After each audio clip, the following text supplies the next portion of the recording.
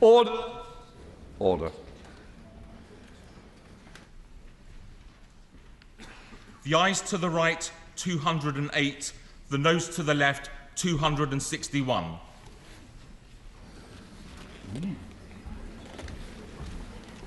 Thank you.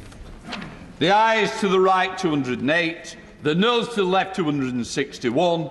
The noes have it, the noes have it. Oh, look! We now come to Amendment 14 in the name of Naz Shah, which has been selected for separate decision. I call Naz Shah to move the amendment formally. Question is that Amendment 14 be made. As many of that opinion say aye. Aye. The contrary, no. The ayes have it. The ayes have it. We now come to Amendment 55 in the name of Kim Leadbeater, which has been selected for separate decision. I call Kim Leadbeater to move amendment formally.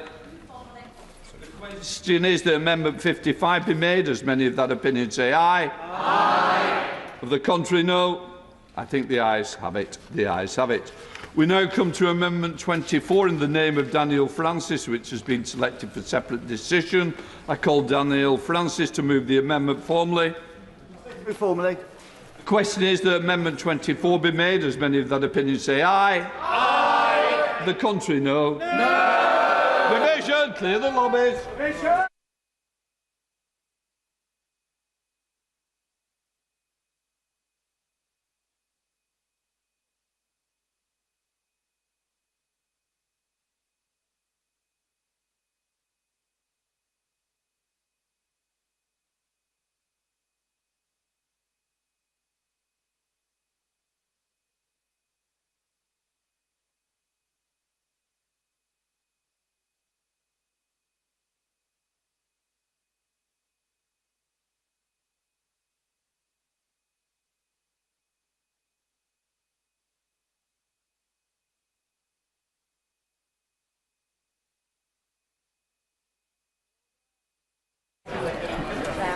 Order!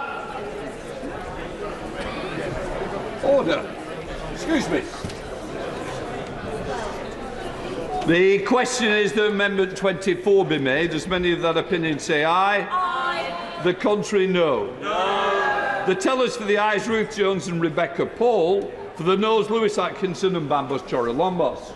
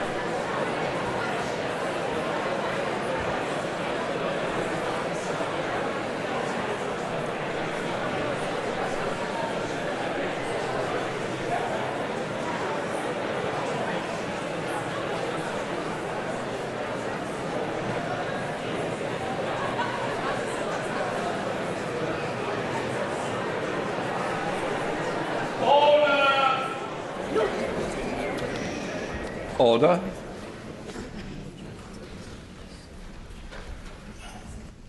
The ayes to the right, 213. The noes to the left, 266.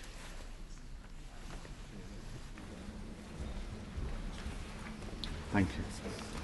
The ayes to the right, 213. The noes to the left, 266. The noes have it, the noes have it. Unlocked.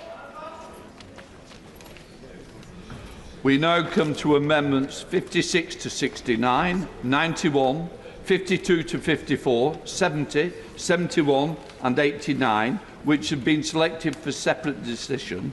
With leave of the House, I shall put a single question on amendments 56 to 69, 91, 52 to 54, 70, 71 and 89.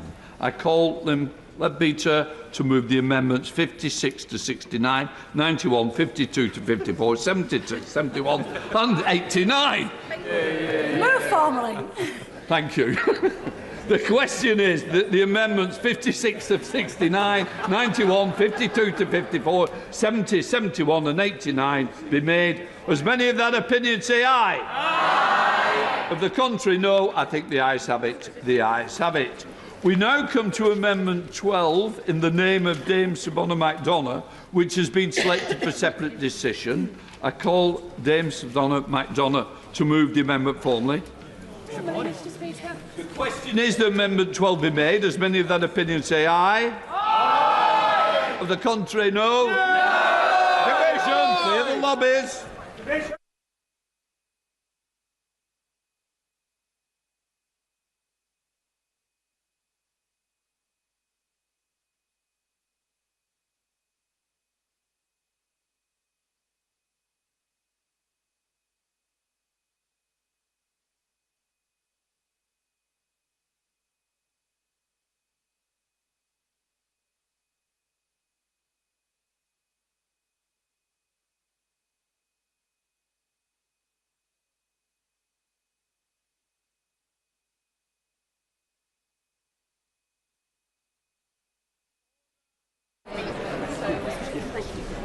The question is that Amendment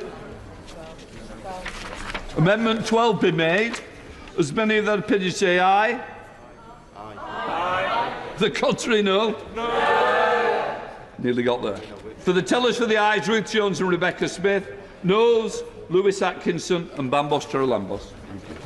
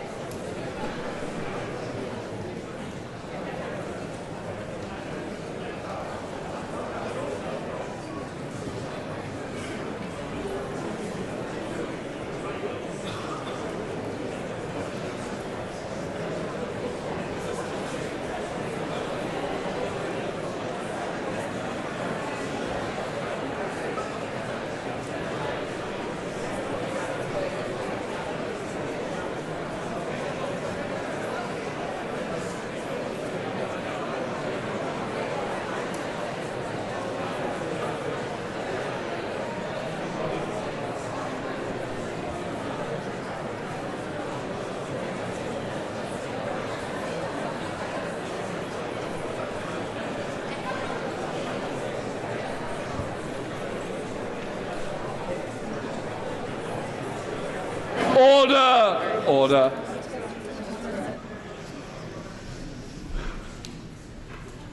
The ayes to the right, 223. The noes to the left, 269.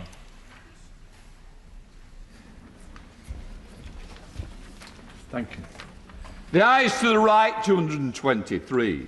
The noes to the left, 269. The noes have it, the noes have it. And look! We now come to amendments 92 to 93, which have been selected for separate decision. With leave of the House, I shall put the single questions on amendment 92 and 93. I call Kim Leadbeater to move amendments 92 and 93 formally. Move formally. The question is that amendments 92 and 93 be made. As many of that opinion say aye. Aye. The contrary, no. I think the ayes have it. The ayes have it. We now come to Amendment 21 in the name of Munira Wilson, which has been selected for separate decision. I call Munira Wilson to move the amendment formally.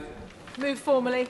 The question is that Amendment 21 be made. As many of that opinion say aye. Aye. The contrary, no. The ayes have it. The ayes have it. We now come to amendments 90, 72 to 76, which have been selected for separate decision. With leave of the House, I shall put the single question on amendments 90, 72 to 76. I call Kim Leadbeater to move amendments 90, 72 to 76 for. Move formally. The question is that amendments 90 and 72 to 76 be made. As many of that opinion say aye. Aye. Of the contrary, no. I think the ayes have it. The ayes have it. We now come to Amendment 77 in the name of Kim Leadbeater. Kim Leadbeater to move the amendment formally. Move formally. The question is the Amendment 77 be made. As many of that opinion say aye. Aye. The contrary, no. I think the ayes have it. Aye. Division, clear the lobby.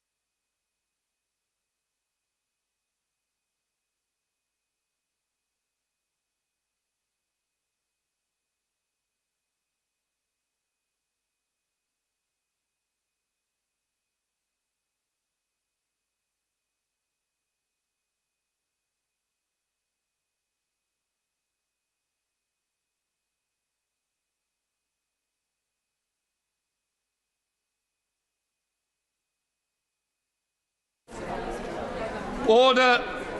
Order.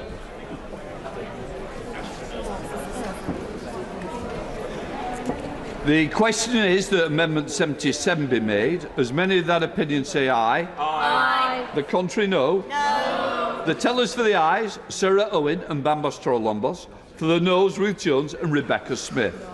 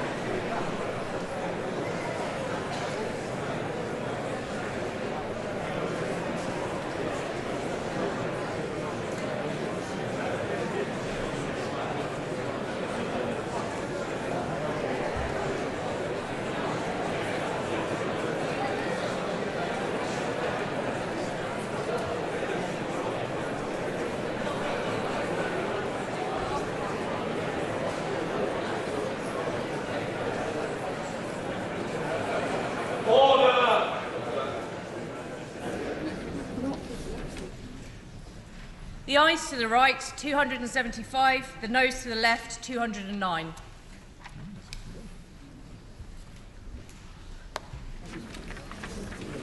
Thank you. The ayes to the right, 275. The noes to the left, 209. The ayes have it, and look. We now come to Amendment 94 in the name of Kim Leadbeater. I call Leadbeater to move the amendment formally. The question is Amendment 9. Yeah. Aye. No. Division. Clear the lobbies.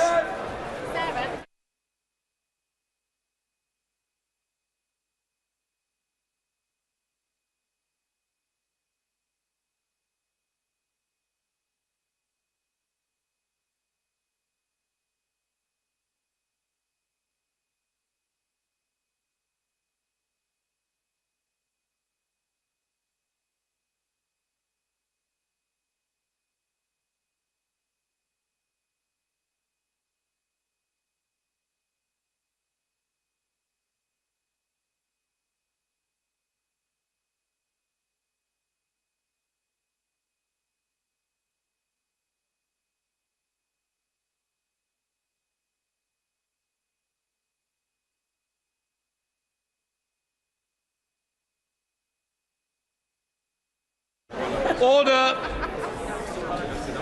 The question is that Amendment 94 be made. As many of that opinion say aye. Aye. The contrary, no. No. Tell us for the aye, Sir Owen and Bambos Torolombos. For the noes, Rebecca Paul and Ruth Jones. Thanks.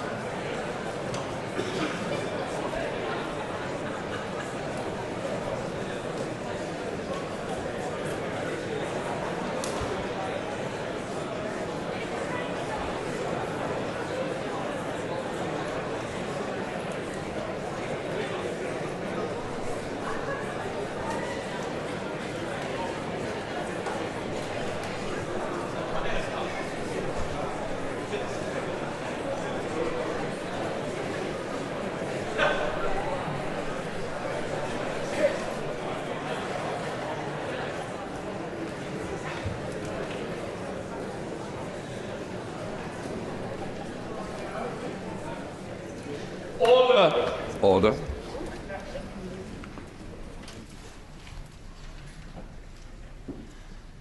The ayes to the right, 274. The noes to the left, 224.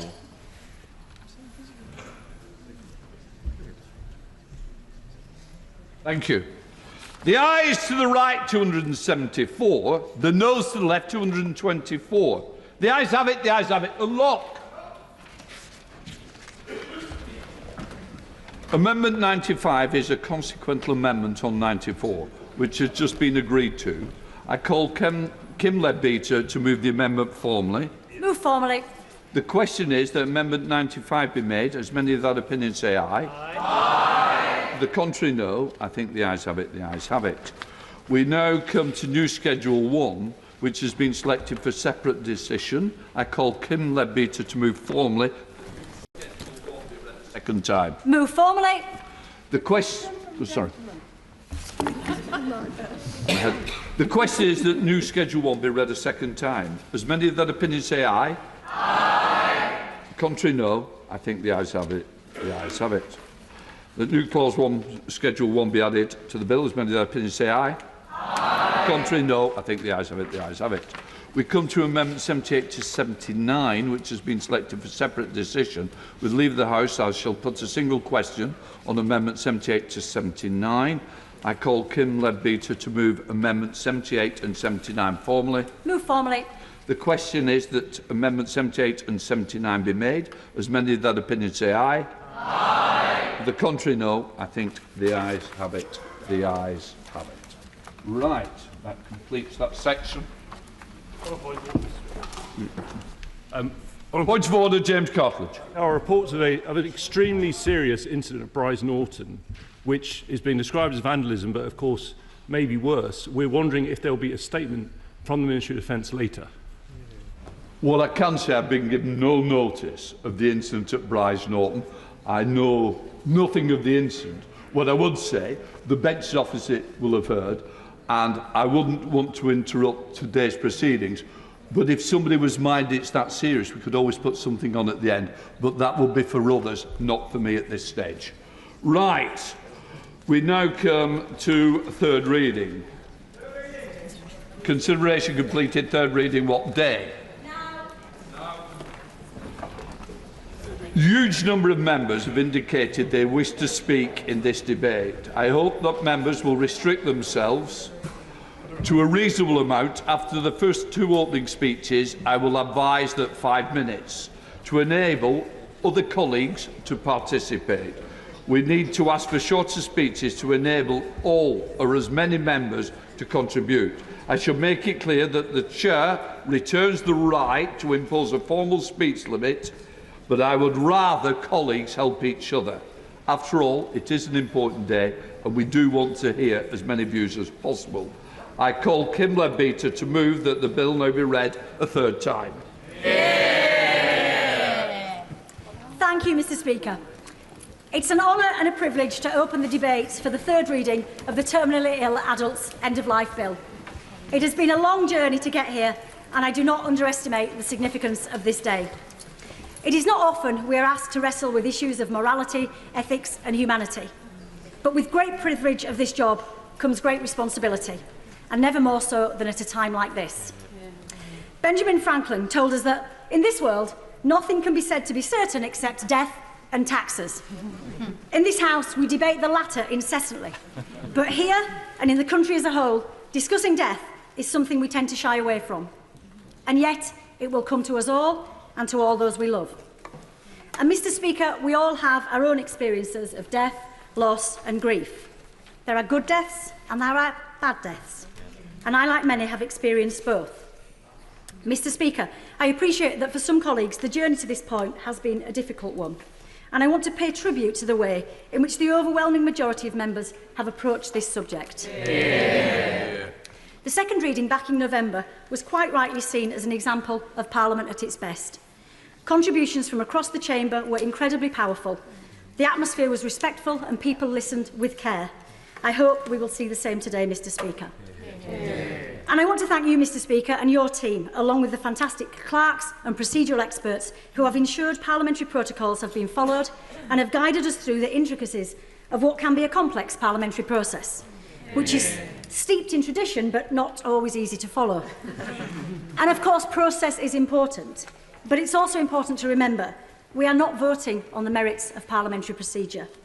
We are voting on an issue that matters deeply to our constituents. Indeed, the issue before us today is very personal for many people, so many of our constituents, but many of us as well. It is an issue which transcends party politics, and I want to thank colleagues from across the House who have shared their very personal stories with me. And I'm grateful to all colleagues who have studied the detail of the bill. It is, of course, essential that we come to a decision based on the content of what it actually says. And I've been pleased to work with members on all sides of the debate to ensure that this legislation is something that Parliament can be proud of. A cogent, workable bill that has one simple thread running through it: the need to correct the profound injustices of the status quo and to offer a compassionate and safe choice to terminally ill people who want to make it. I won't go into the amendments in detail, as I know that is not the purpose of this debate. But whether it's adding further safeguards and protections for patients through additional training around coercive control, or the addition of specialist expertise through the inclusion of multidisciplinary panels, widening the provision for professionals to opt out of the assisted dying process, providing additional employment protections, or prohibiting the advertising of assisted dying. Cross-party working has strengthened the bill. And the many safeguards, I will give way. I'm grateful to the Honourable Lady for giving way. What level of concern does it give her that since second reading and today, a growing canon of professionals and their independent professional bodies have urged great caution about this bill, not on the principle, but are opposed to the details of this bill and believe it should be defeated? I thank him for his intervention. Thank you, Mr Speaker. I think what he's saying is people have got different views, and they do have different views. We have different views in this House, and different people in different professions have different views. Every Royal College has a neutral position on assisted dying because of that. I've been pleased to work with members on all sides of the debate to ensure that this legislation is something that Parliament can be proud of. And the many safeguards in this bill ensure only terminally ill patients that are eligible under the strict criteria and who want to access assisted dying can do so. I felt disturbed by quite a lot of the emails that I received from constituents, some of them who are my friends and who I like, implying that we here are either too stupid or careless to care for the most vulnerable. And is it not true that we all do, whatever the decisions we make today, and we have to continue to educate people and tell people what this bill is about? I thank her for that intervention, and she's absolutely right. The detail does matter, and that's why I'm so grateful for colleagues who have engaged in the detail. We know that there are different views within the public, and we have to take on board the concerns of vulnerable groups, and that's why the safeguards are so important. But I would also say that there is no one more vulnerable than someone who is dying. I'm just going to make some progress. So patients must have an inevitably progressive illness or disease which cannot be reversed by treatment. And a person is not considered to be terminally ill only because they have a disability or a mental disorder. These clear, strict criteria, plus the multiple capacity assessments, exclude possible serious mental health disorders such as anorexia. I was also very pleased to support the change advocated for by Marie Curie and Hospice UK, which ensures an assessment of palliative and end-of-life care as part of the first report on the Act. We know from other countries, in no small part due to the 14-month inquiry by the Health and Social Care Select Committee, that palliative care and assisted dying can and do work side by side to give terminally ill patients the care and choice they deserve in their final days. It should not be an either-or for dying people, and we need to channel our energies into supporting all options for terminally ill people. I will give way. I'm very grateful to the Honourable Lady for giving way. As she knows, the leading experts in palliative care have come out to oppose the bill, and they point to the fact that hospices are underfunded and that they do not have the same ability to serve patients. So I do gently question whether we are in a position today to make a judgment that patients truly would have a choice at end of life. I thank him for his intervention, but I would say, as I've said previously, people working in palliative care have a mixed range of views on this subject. Some, and I've met with palliative care doctors, some are very, very supportive of a change in the law because of the suffering they have seen. I'm just going to make some progress, if I may. But, Mr Speaker, it is an either-or decision for us today. Either we vote for the safe, effective, workable reform contained in this bill, or we say the status quo is acceptable. Over recent months, I've heard hundreds of stories from people who have lost loved ones in deeply difficult and traumatic circumstances, along with many terminally ill people themselves. I spent some time with some of these families yesterday. They are real people with real stories, and they deserve to be heard. Adil's terminally ill father took his own life by buying drugs on the dark web. It was his third attempt, and Adil found him in a truly desperate state. He and his sister will never get over that night, or the police investigation which followed.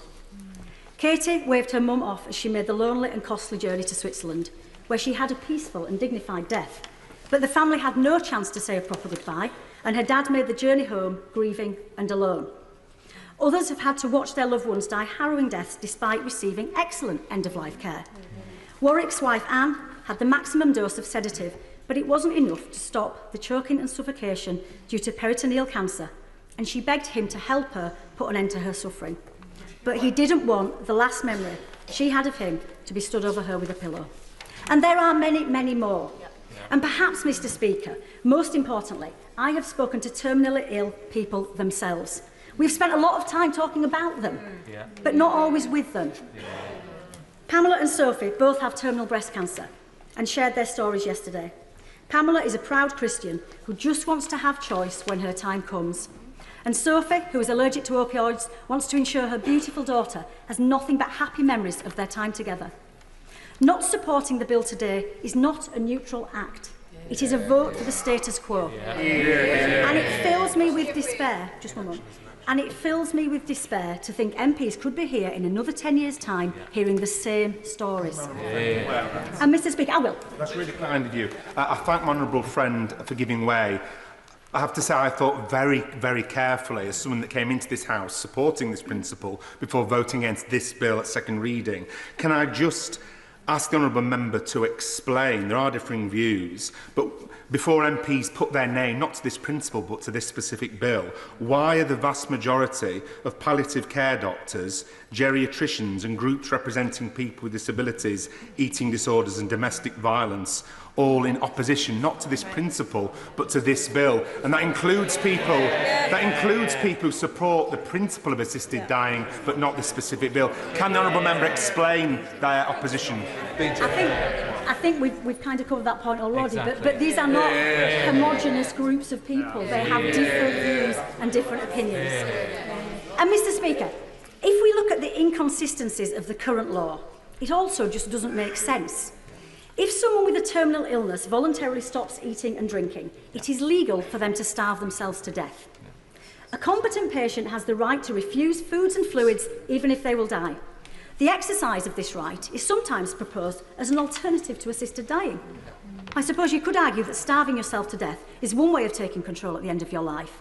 But it is a deeply traumatic experience for the person and their loved ones, and there are people here today who have direct experience of that.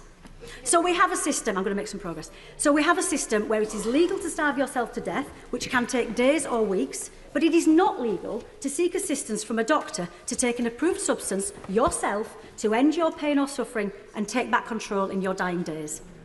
Mr Speaker, it is also legal in this country to discharge yourself from medical care or refuse life-sustaining treatment, such as ventilation, CPR or antibiotics, as long as you have mental capacity to do so and make the decision of your own accord without any harassment from anyone else. You might think this is fine, and I agree. But there is no requirement for two doctors, a psychiatrist and a social worker, no lawyer and no judge. This is legal. And yet what is being proposed in this bill with so many more safeguards and protections is not. It simply does not make sense. I'm not going to take any more interventions because lots of people want to speak. And of course, there are the criminal offences which the bill introduces, none of which exist now, including life imprisonment for anyone who induces another person to take the approved substance, and 14 years in prison for coercion, dishonesty or pressure. Mr Speaker, this is a robust process which goes further than any other piece of legislation in the world. and it is far safer and significantly more compassionate than what we have now. And if we look internationally, there are clear, well-established, safe, compassionate assisting dying laws in existence.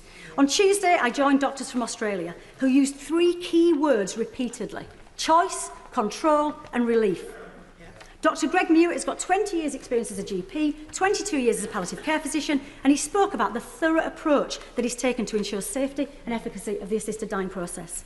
Perhaps the most standout quote from that session came from Dr Jackie Davis, Chair of Healthcare Professionals for Assisted Dying. She said, "By introducing assisted dying, no more people will die, but far fewer people will suffer." Because, Mr Speaker, this is not a choice between living and dying. It is a choice for terminally ill people about how they die. And I fully appreciate that some colleagues would never vote for any version of this bill, and I am respectful of that, despite disagreeing. But to those colleagues who are supportive of a change in the law, but are hesitant about if now is the time, if we don't vote for change in the law today, what does that mean? It means we have many more years of heartbreaking stories from terminally ill people and their families, of pain and trauma, I'm going to finish if that's okay, of suicide attempts, PTSD, lonely trips to Switzerland, police investigations, and everything else we've all heard of in these recent months. As the Commission on Assisted Dying said in 2011, 14 years ago, Mr Speaker, the current legal status of assisted dying in the UK is inadequate and incoherent. It outsources a healthcare issue abroad, especially to Dignitas, instead of the government and Parliament assuming responsibility. That was 14 years ago, and we are in exactly the same position today. Things have got to change. And as the government's impact assessment states, the bill will improve equity of choice, ensuring that terminally ill adults from all socio-economic backgrounds can access end-of-life options within a regulated and safe framework. So as I draw my comments to a close, Mr Speaker, there are essentially 2 ways we can look at the situation we're in. We can look through a legal lens. As legislators, we have a duty to change the law where it is failing. And when the last 4 directors of public prosecutions tell us that the law needs to change, surely we have a duty to listen. We need scrutiny before people die, not after. But most importantly, there is the human lens, which is how I approach most things. Giving dying people choice about how they die is about compassion, control, dignity and bodily autonomy. Surely we should all have the right, I'm going to finish shortly, surely we should all have the right to decide what happens to our bodies and decide when enough is enough. And of course, giving people the right to choose does not take away the right not to choose. So today, we can vote with either our hearts or with our heads, Mr Speaker. But either way, we should end up in the same lobby. Because on a compassionate human level, and as responsible lawmakers, we should support this desperately needed reform that is rigorous, practical and safe, and is rooted in the principles that should underpin any legislation: compassion, justice and human dignity. Thank you, Mr Speaker. The question is that the bill now be read a 3rd time. Sir James Cleverly. Thank you, Mr Speaker. I have no doubt the vast majority, probably every single member and right honourable member in this House, is sympathetic with the underlying motivation of this bill, which is to ease suffering in others and to try and avoid suffering where possible. And for the most part, this debate, both in this chamber and in committee, has been good-natured and conducted in a way that I think we can be proud. There has been, of course, more widely, questions about the motivations, both of those who are proponents of the bill and of those who oppose the bill. And whilst this is not about any individual one of us, I think it's only fair, because some questions are asked, I want to put a few things on the record about my own position on this. I do not come at this from a religious point of view. I'm an atheist, I'm a humanist. So this is driven by my concerns about the practicalities of this bill rather than any religious viewpoint. And it has been suggested, particularly when people talk about the experience they have had talking to people who have lost loved ones or who are themselves terminally ill, that if you had seen, I've had this said to me on a number of occasions, if you had seen someone suffering, you would agree with this bill. Well, Mr. Speaker, I have seen someone suffering. My closest friend earlier this year died painfully of esophageal cancer, and I was with him in the final weeks of his life. So I come at this not from a position of faith, nor from a position of ignorance, and I would hope the House would take those factors into consideration when I say what I'm about to say. Jim Thank you for Shannon. giving way. And on the TV last night, they did a survey of doctors, GPs, and the relationship between the GP and the patient is incredibly close. Your children come into the world, your grandchildren come into the world, your GP's involved. But whenever the GP has to deliver a diagnosis of terminal illness to the patient, it's not just the fear in the eyes of the patient, it's the fear in the eyes of the GP and the doctor, the friend we all have. And does he, right on, remember, does he recognise the importance of this debate today and this vote, because it will change forever that relationship of trust between the GP and the patient in a negative way that will never change ever again? James Cleverly. I mean, I will make reference to the broad point that he makes later on in my speech, and I would say I'm going to try not to take too many interventions, because many people have not had the chance to speak in this debate, and I want to give them the chance to do so. At the second reading debate, I made the point that we need to think about the detail of this bill and not just vote in accordance with the broad principles. I made the point that because it was a private member's bill, the opportunity to fundamentally change the bill is limited. So we have an enhanced duty to get it right first time. We were told at second reading that a lot of the concerns, a lot of the worries, a lot of the detailed questions would be resolved through the committee process. We were promised the gold standard, a judicially underpinned set of protections and safeguards. Those protections did not make it through committee. And I've also heard where people are saying, well, there are still problems, there are still issues, there are still concerns that I have. Well, the Lords will have their work to do. But I don't think it is right, and none of us should think that it is right, to subcontract our job to the other place. We are making an incredibly important, a fundamental change, as the Honourable Member for Strangford highlights, a fundamental change in the relationship between medical professionals and those they serve. And if we make that change, we will introduce perhaps only a small but a permanent question mark in the minds of every patient, particularly a patient that is discussing a serious injury, a serious illness, or perhaps a terminal diagnosis. What is this medical professional expecting of me? What are they thinking? Where are they? Where is their head?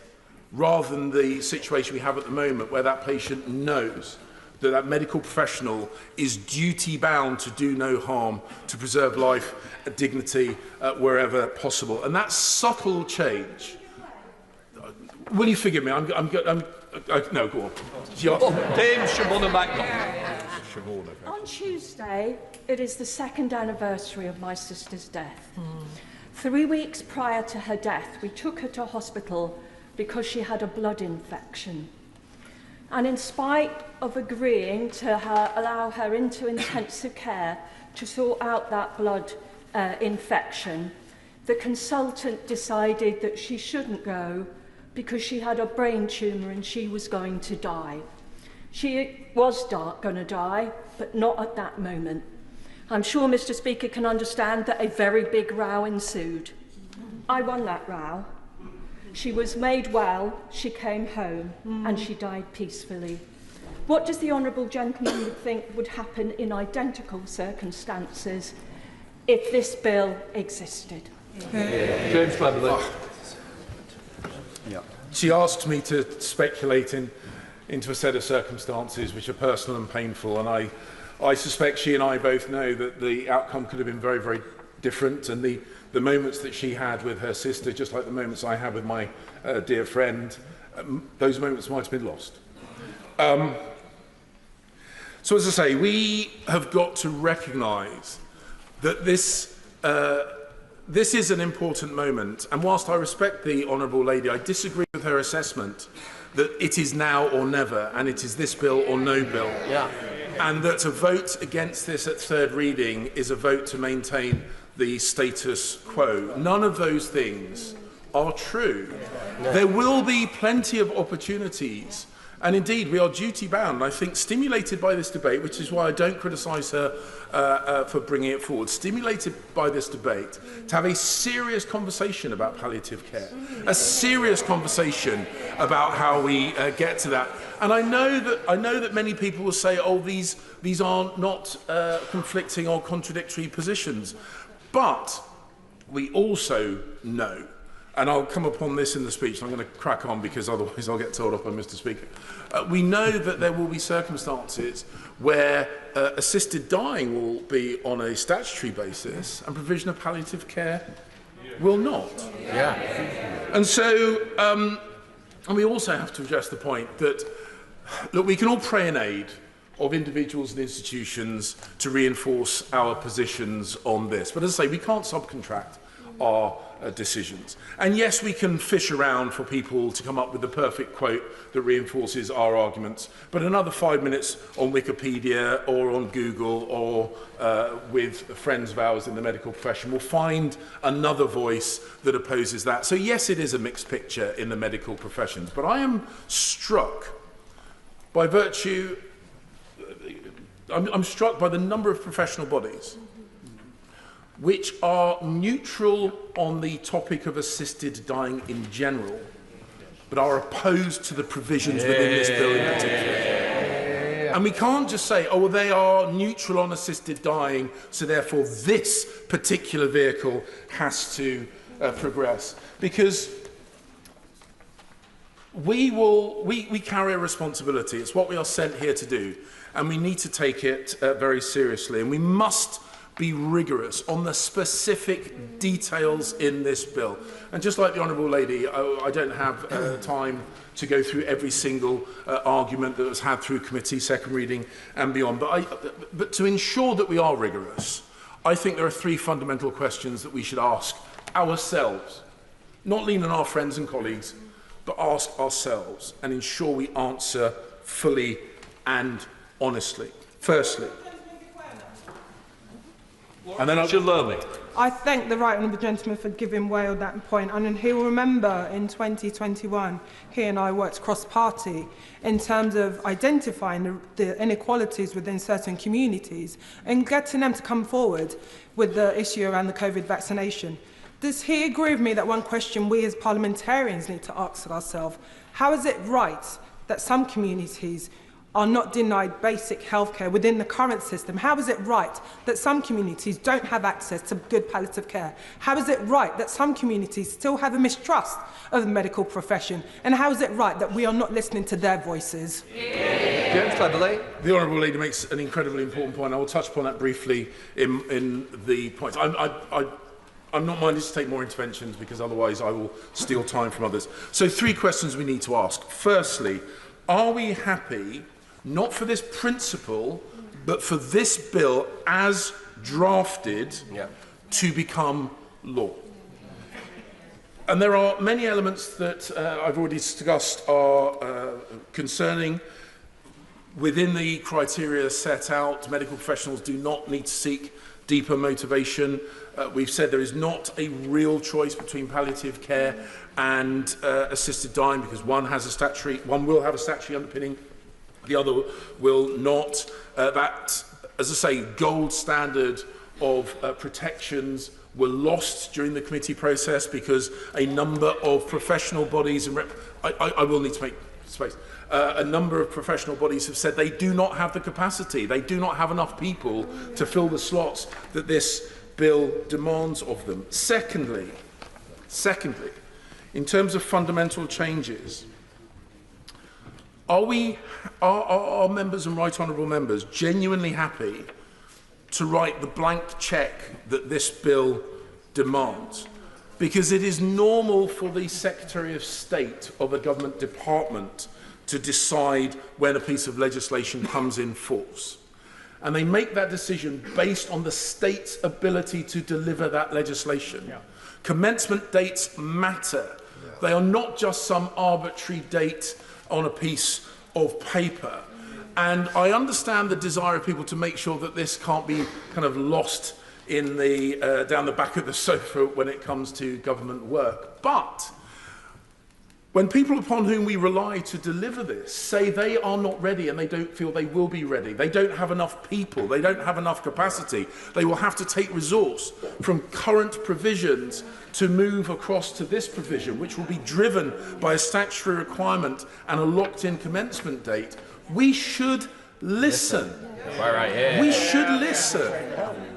And if the people who are going to make this work and work as well as we hope it will if it becomes legislation, say that they are not confident that they can make it happen, we should be very, very careful about demanding that they prioritise this. And that's what this legislation says. They prioritise this above any other work that they might otherwise do. And thirdly, and the Honourable Lady hinted at this, and I mentioned this in an intervention at earlier stages in this bill, when it comes to things like coercion, or when it comes to actually the pressure that individuals put on themselves, when it comes to medical professionals raising this issue, we know there are inequalities in health provision already, none of which I think will be addressed by this bill. But the point I've also made is we know there are certain communities and certain people within those communities, particularly women, who are overly deferential both to men and men in authority. And if we can genuinely say that we have no fear whatsoever that a potentially vulnerable woman will sit in front of a medical professional who raises assisted dying, and even without implying it is the right thing for her to do, the very fact that they bring it up will have a significant influence on that woman's thinking. So we cannot believe, as it stands at the moment, that this will have a completely neutral effect across all communities. This will be the last intervention. I thank the right honourable gentleman for giving way. We've put safeguards into the bill that mean there is a panel that looks at those issues and will ask questions like, has your doctor persuaded you to do this? Do we honestly think that someone who is a social worker or who is a psychiatrist or who is a lawyer is totally incapable of finding coercion? That is exactly what that panel is there to do, and that is exactly what those safeguards will provide. Sir James. The Honourable Lady makes an important point, but I refer her to the question 2 that I put. Those bodies say they don't have the people to populate those panels, and yet they are demanded by the commencement date. So the fact is that the principle of having someone or a group of people protect against coercion is important. The idea, and I'm not just talking about coercion, I'm talking about how people perceive the question of people in authority. But the fact is, royal colleges, social workers have told us they don't believe they will be ready to put those guardrails in place by the commencement date, and we should listen to them. And Mr. Speaker, I will finish on this point. This is an important debate. It has stimulated an important conversation, and it is a conversation that demands our full attention. But I do not believe this bill is ready to go to the other place. And it is interesting that there are both proponents and opponents of this bill who are hoping the Lords will make significant changes to the bill. And that should set off alarm bells, surely. And then, Mr. Speaker, the final point. The final point is that ultimately, because this is such a fundamental change, we do need to make sure that we have that enhanced level of scrutiny about the detail of this bill. And I do not believe that, even though, like all of us, we want to avoid suffering and alleviate suffering wherever possible, I do not believe we've had the opportunity to get this bill into a right shape, which is why I will be opposing this third reading, and I encourage others to do likewise. The two opening speeches took longer. Now we come into the 5-minute, where I hope members will restrict themselves up to 5 minutes, and we're going to have a very good example of this, the Mother of the House, Diane Abbott. This may be the most fateful bill that we discuss this Parliament. It is literally a matter of life or death. I have heard talk today about the injustices of the current situation. What could be more unjust than to lose your life because of poorly drafted legislation? We are hearing about panels. The people talking about panels presumably have not had much to do with them. I would not put my life or anyone dear to me life in the hands of a panel of officials. I would stress, right from the beginning, that it is perfectly possible to support assisted dying as I do, but not be prepared to vote for this bill. There is so much that is problematic about this bill. First of all, and I believe this is widely understood, there has not been enough time to debate it.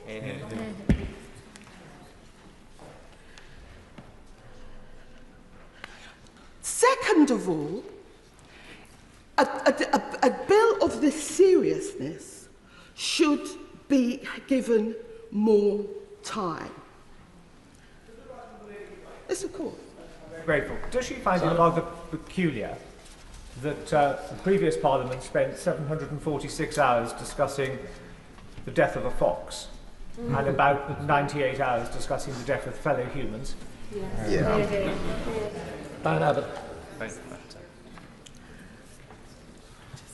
There has been a lot of talk about there is no evidence of coercion.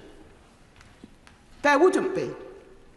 Within the family in particular, the most powerful coercion is silence. It is the failure to answer when a question is put to you. And if police cannot spot coercion in a domestic violence situation, why can they be expected to spot coercion in an assisted dying situation? It has been pointed out by the Royal College of Pathologists and the former Chief Coroner that without a role for a coroner, this bill raises the possibility of foul play. But when an amendment was brought forward in committee to deal with it, it was opposed.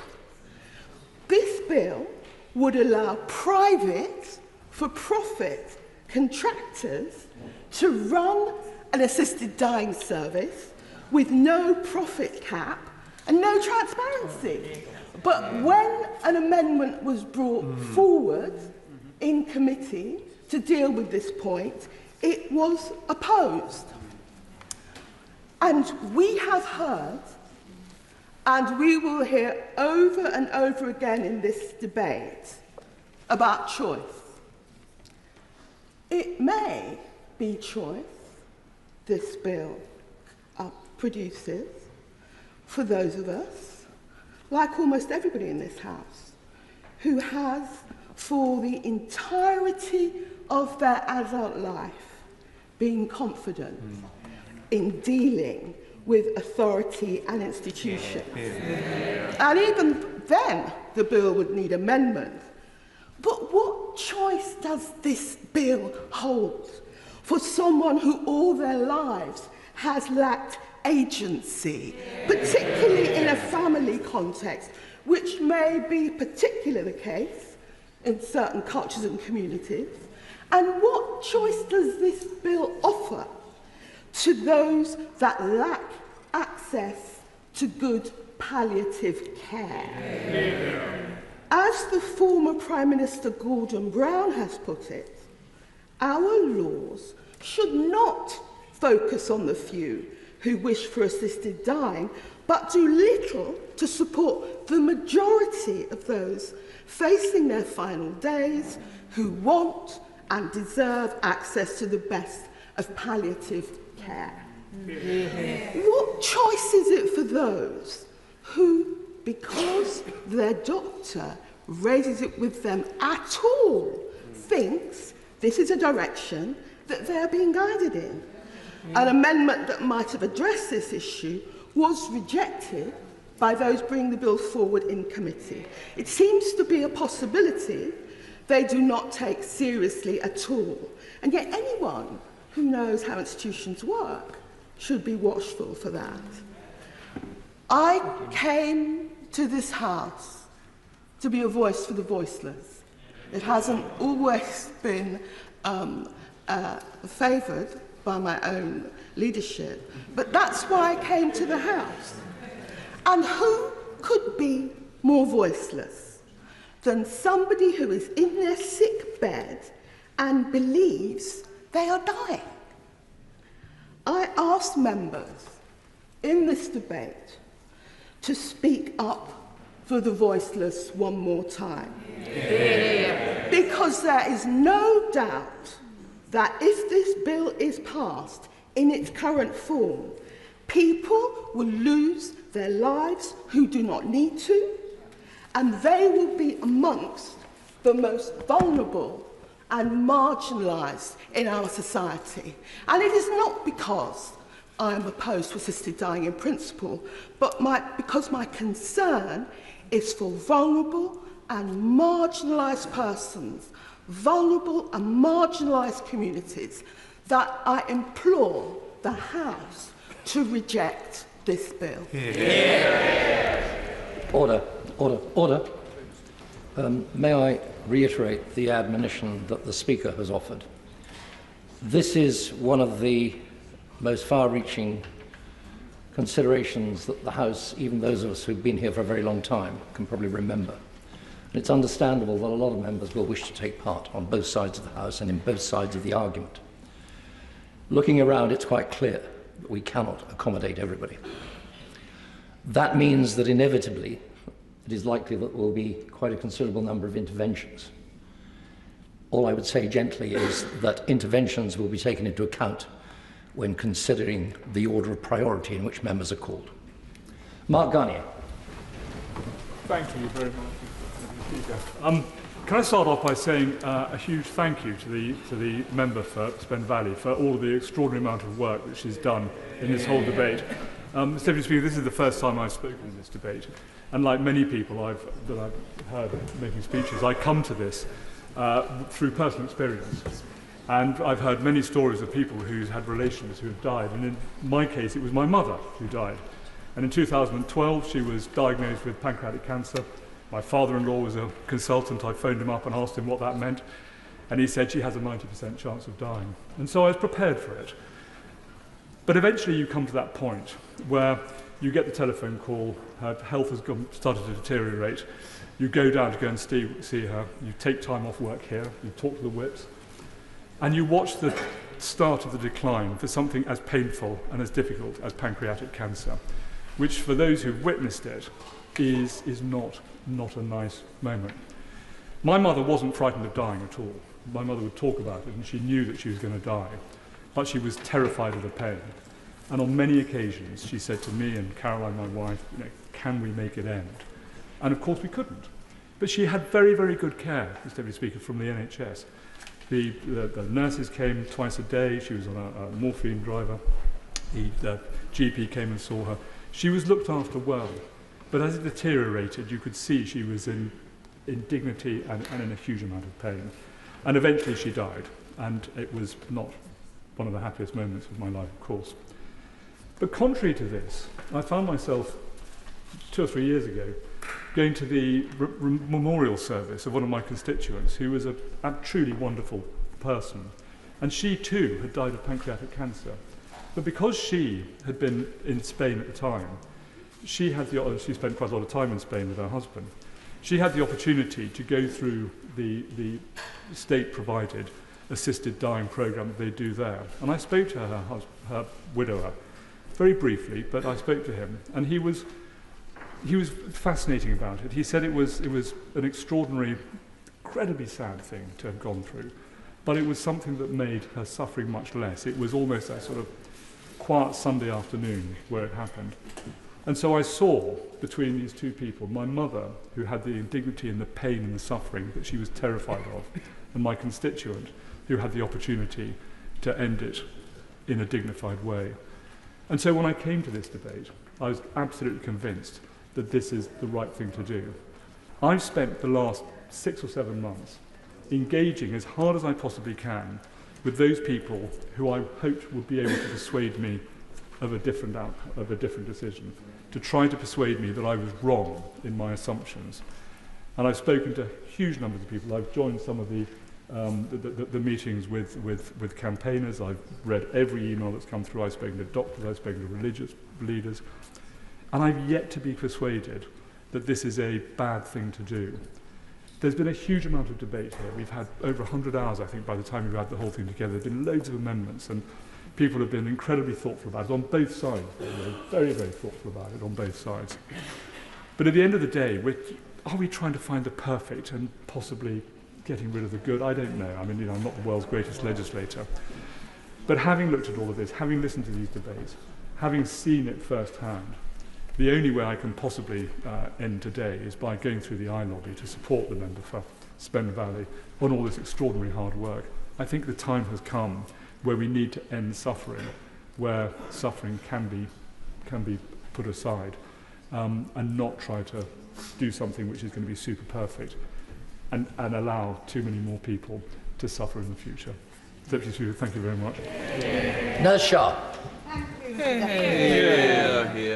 Can I just first of all start by thanking the Honourable Member for Spen Valley for the sponsor of the bill, and all the members, honourable members who have served alongside on the Bill Committee, and indeed the whole House, for the approach in which everyone has taken in response to this bill. One thing I want to make clear is that I came to this bill with an open mind. In principle, I supported it, and at first glance, just like many, I did. But this debate is no longer about the principle of assisted death. That is not the decision before us today, and nor is it the issue that we will be walking through those lobbies for when we are deciding to vote for or against this bill. What I can say is that our responsibility in this place is to make sure this bill is safe, workable and effective, and that is the test upon which we will be voting for or against today. But as this bill stands, it is a public safety issue. I have to give way. Honourable Lady, beforehand, Mr Deputy Speaker, and I understand the Honourable Lady's concerns, the same concerns that I have, concerns on behalf of those who have anorexia in troubled times, vulnerable people, those who have mental health conditions, troubled people, vulnerable at the time that this is perfected to them, those with mental health conditions, again, vulnerable people at a time whenever this bill is pursued. Does she think, like I do, that this bill does not in any way ever address the issue of those who are vulnerable in relation to assisted dying? Thank the Honourable Member for his intervention, and I think he might have read some of my speech, which I'll carry on with. I'm now going to set out why the bill is not safe with the two amendments that I tabled. Amendment 14, which we've nodded through today, and Amendment 38, which we won't get the chance to vote on. Amendment 14 dealt with the issue of voluntary stopping eating of drinking, VSED, and that has been used in other jurisdictions as a bridge. And I'm pleased that the member, the sponsor of the bill, accepted that amendment. But let me be very, very clear. This is not the loophole. This is not the anorexia loophole that has been closed. That was another amendment. It's not. When people stop voluntarily eating and drinking, That is not what happens to people with anorexia. People with anorexia stop eating and drinking because they have a psychiatric illness. These are two categorically different issues. So I must make it clear, absolutely clear, even though Amendment 14 has passed today, this amendment does not address concerns about anorexia or close that loophole. And members in the other place are already raising concerns, as this is done through the private members process, that they don't believe that they can protect against all safeguards if we pass a bill today, but it is not safe to be delivered to the public. At least 60 women with anorexia in multiple countries have died by assisted death when they needed treatment, not help to die. Every one of them was assessed to have capacity by 2 doctors. Hundreds of eating disorder experts, doctors, lawyers, I'm going to make some progress, charities, family members and people who lived with lived experience urged Parliament to close this loophole and support Amendment 38. As a committee, we failed to heed their warning. And now we've learned that the one remaining amendment that could protect people with eating disorders hasn't even been voted on. Our responsibility is to make the bill safe. We know what happens when politicians think they know better than the experts. Let's make it clear. The Royal College of Psychiatrists, the Royal College of Physicians, the Royal College of Pathologists, palliative care doctors, geriatrics, almost every eating disorder charity, almost every disabled people's group does not support this bill. Not because they don't believe in the principle, but because they are warning us about the dangers of this bill and getting this wrong. Our job is not to be activists, to fight until our last breath for the principle in whatever shape or form it is delivered. Of course we believe in causes, and that's why each and every one of us is here in Parliament. But as legislators, we must listen to the experts, heed the evidence, scrutinise and debate the ideas before us, and deliver to our constituencies laws that are safe, workable and effective. Our history prides itself with the likes of Florence Nightingale, the lady with the lamp, breaking every barrier possible to heal the wounded, to provide care for the vulnerable and reduce the chance of death. These are principles that our great NHS was founded upon. But if this bill passes, we must ask ourselves, are these fundamental principles still intact?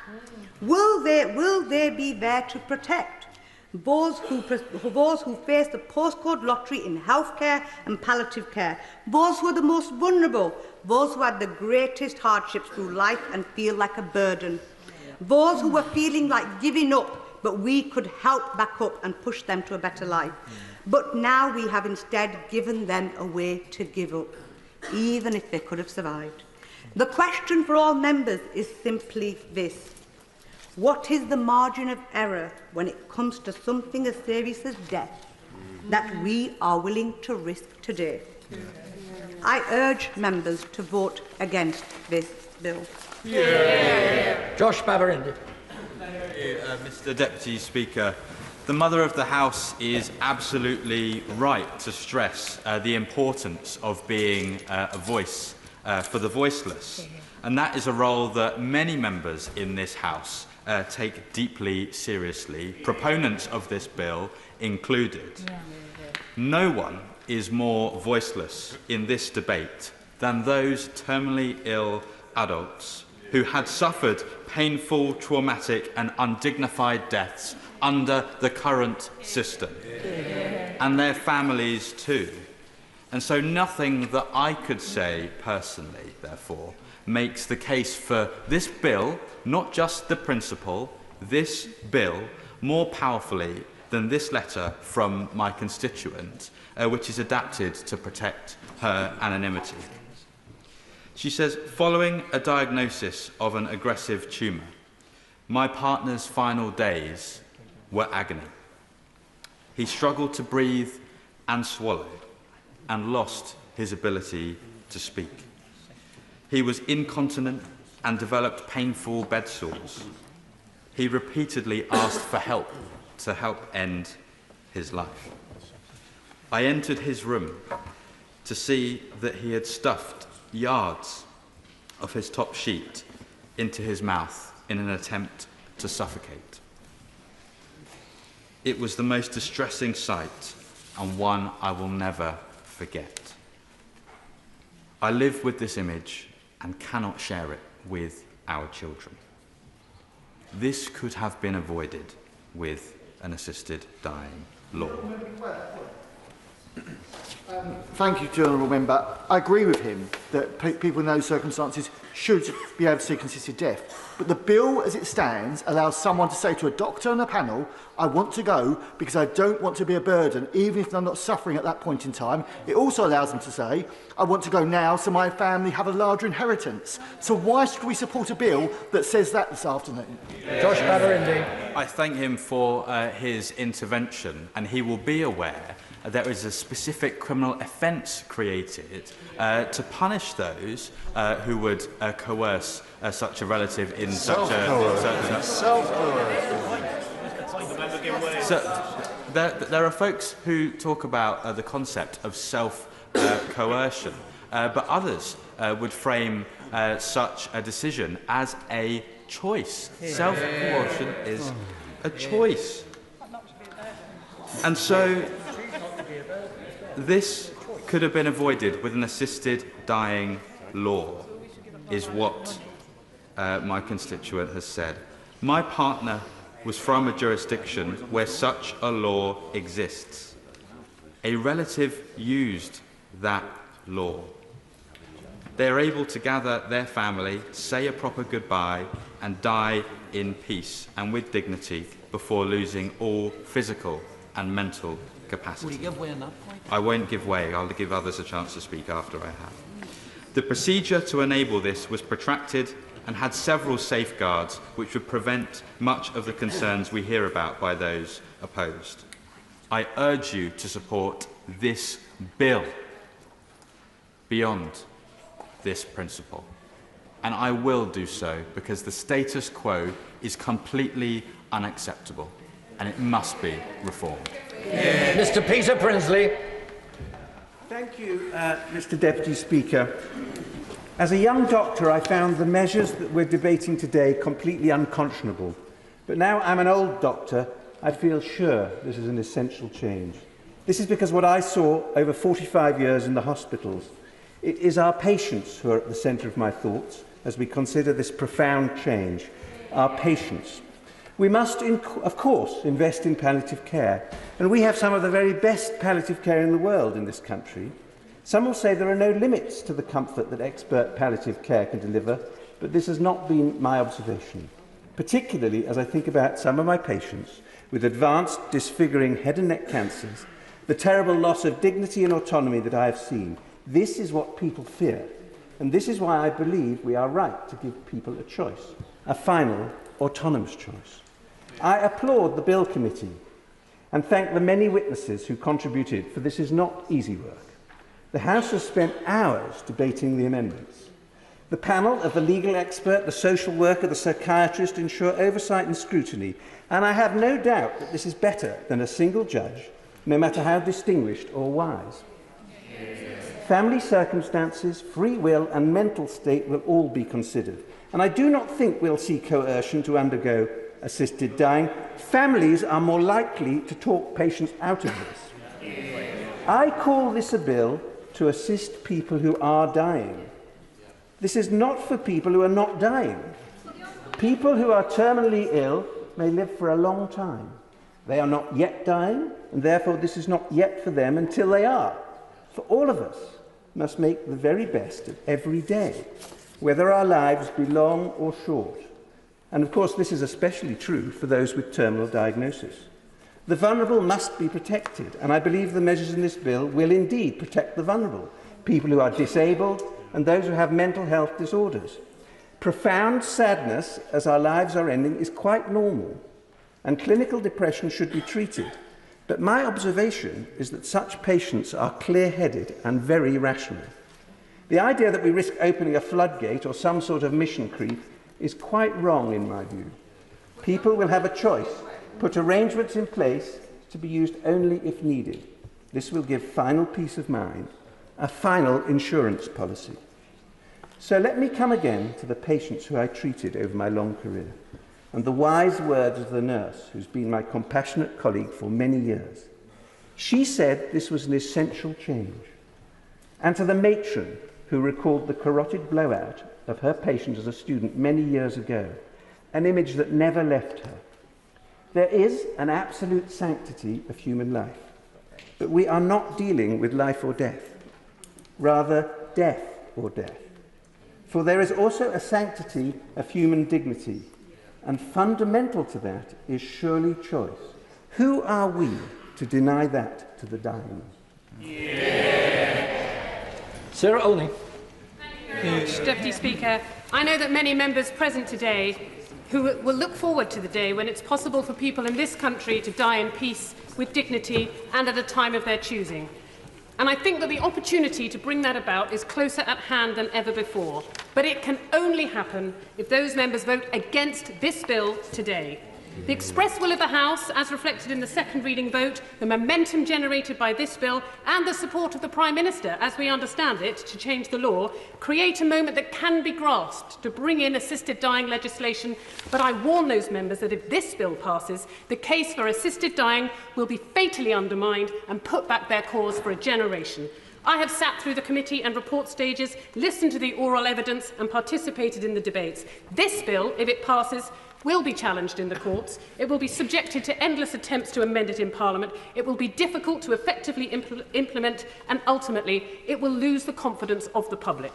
It was immensely challenging to properly debate the bill in committee stage because we frequently found ourselves needing an understanding of medical practice or points of law that MPs are not typically expert in. We spent many hours, for example, debating whether or not the provisions of the Mental Capacity Act were sufficient for someone who was making the decision to die. Of course, we consulted experts. Some said it was, some said it wasn't.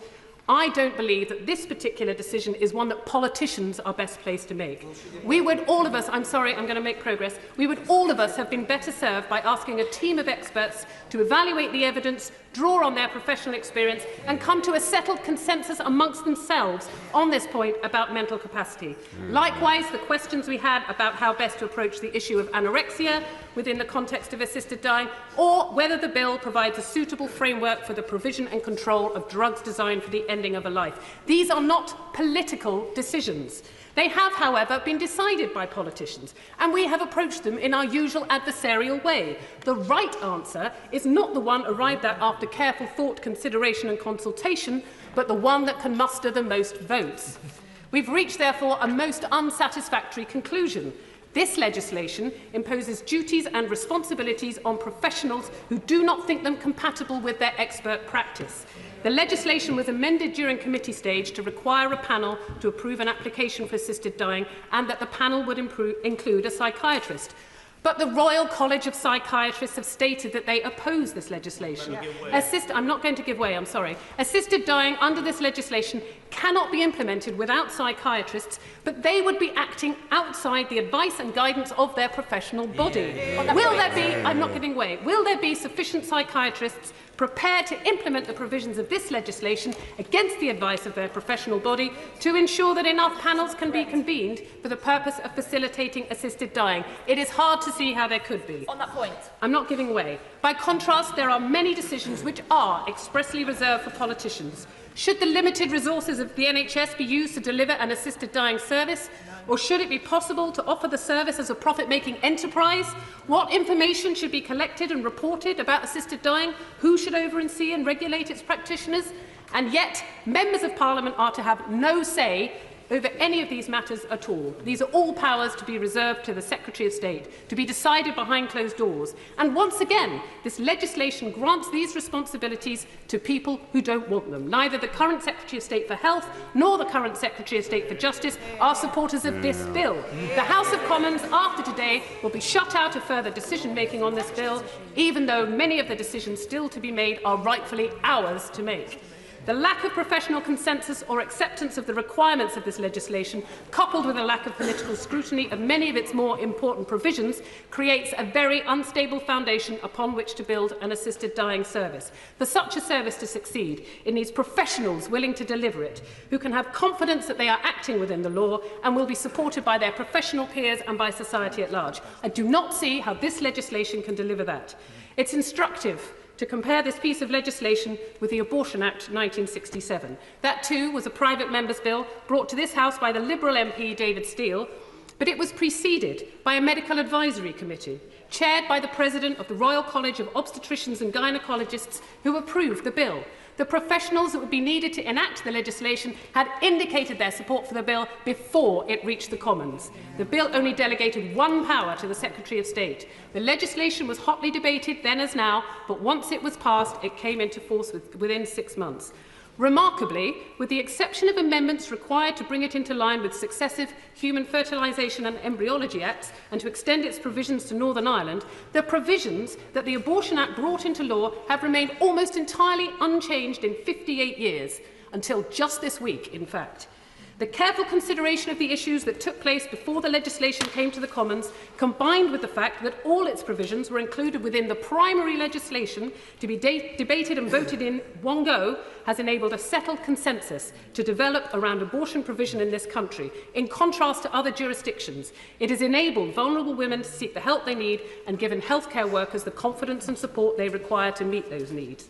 That is what we need if we want to deliver a successful assisted dying service, and this legislation cannot deliver that. If members want assisted dying, vote against this bill and make the most of the moment to press for a better approach that can deliver a sustainable framework accepted and supported by the medical profession and in which the public can have confidence. If people's lives are going to be ended prematurely as a result of this legislation that we passed, we cannot take risks. We cannot afford to pass this bill. Thank you, Mr. Speaker. Vicky Foxcroft. Thank you, Mr. Deputy Speaker. This is my first speech in this chamber since the general election. And if I'm honest, I wish I wasn't speaking in this debate, as I wish this legislation wasn't being put forward. I haven't always been opposed to assisted dying. Indeed, in 2015, I voted in favour of the bill put forward by Rob Morris MP at the time. But that was before I served as Shadow Minister for Disabled People for 4 years. During that time, I spoke to hundreds of disabled people and the organisations which support them. They were, and remain, extremely fearful of assisted dying. I took on the role at the start of the COVID pandemic. Disabled people were disproportionately affected by the pandemic. Nearly 6 in every 10 people who died were disabled. Many had do not resuscitate notices unilaterally placed on their medical records. This was done without them being informed. It made them fear for their lives. It made them fear that the authorities thought that their lives were worth less. It also made them fearful of what would happen if assisted dying was brought forward. And this is why Disability Rights UK and other disabled people's organisations moved from the neutral position they had in 2015 to a position of opposition now. Now, I don't claim that every disabled person opposes assisted dying, but I do claim that the vast majority of disabled people and their organisations oppose it. They need the health and social care system fixing first. They want us as parliamentarians to assist them to live, not to die. And disabled people's voices matter in this debate. And yet, as I've watched the bill progress, the absence of disabled people's voices has been astonishing. They have wanted to engage. Indeed, they have been crying out to be included. Yet the engagement has been negligible. I believe that only one disabled people's organisation was given the opportunity to provide evidence to the committee. Furthermore, throughout the committee stage and at the initial publication stage of the bill, accessible formats were not available. A large print version of the bill was published several weeks after the original, but no other formats such as Easy Read and British Sign Language have been made available. These are basic things we should be doing when consulting on such important pieces of legislation. Making it accessible so everyone's voices and views can be heard. And many of those expected to deliver this legislation also don't want it. They believe it could destroy the doctor-patient relationships. The experts have all been clear. The Royal College of Psychiatrists, the Royal College of Physicians, GPs, disability charities, mental health charities and domestic abuse charities have all warned that the safeguards in this bill are insufficient and will put vulnerable people in harm's way. So I will finish my comments by saying I'm not opposed to the principle of assisted dying, but until we have a system that supports the right to life, I cannot support it. Until we ensure all safeguards are in place, I cannot support it. And until the vast majority of disabled people and their organisations support the legislation that is being brought forward, I cannot support it. We are not voting on principles today. This is real, and we have to protect those people who are susceptible to coercion, who already feel like society doesn't value them, who often feel like a burden to the state, society and their family.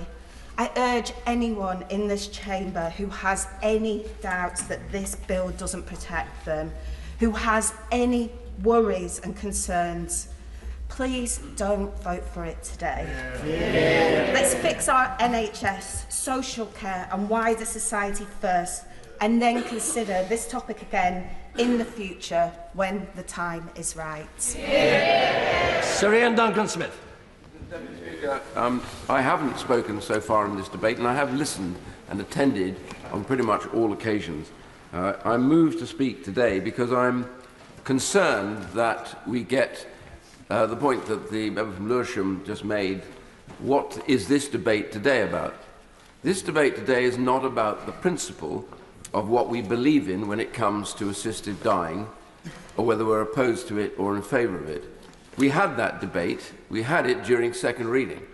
The problem today is that third reading, as the Mother of the House has made very clear in what I must say, it was an excellent, excellent speech.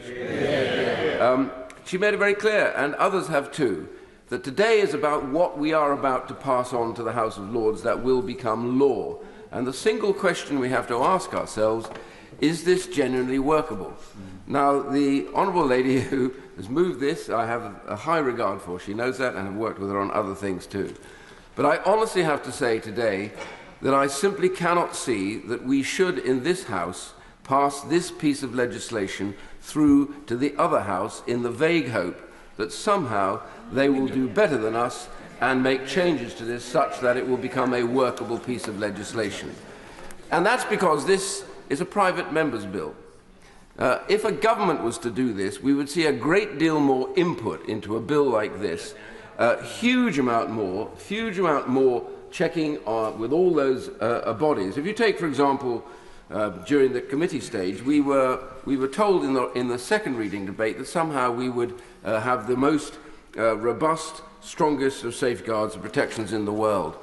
Those ones were that we were going to send in second reading to the committee. In fact, in committee, they got weakened, not strengthened. Correct. And that is the problem in all of this. On that point. Well, I wasn't really going to give way, but if you forgive me, because I understand lots of others want to speak, so I'm going to make a bit of progress on this one, if she doesn't mind.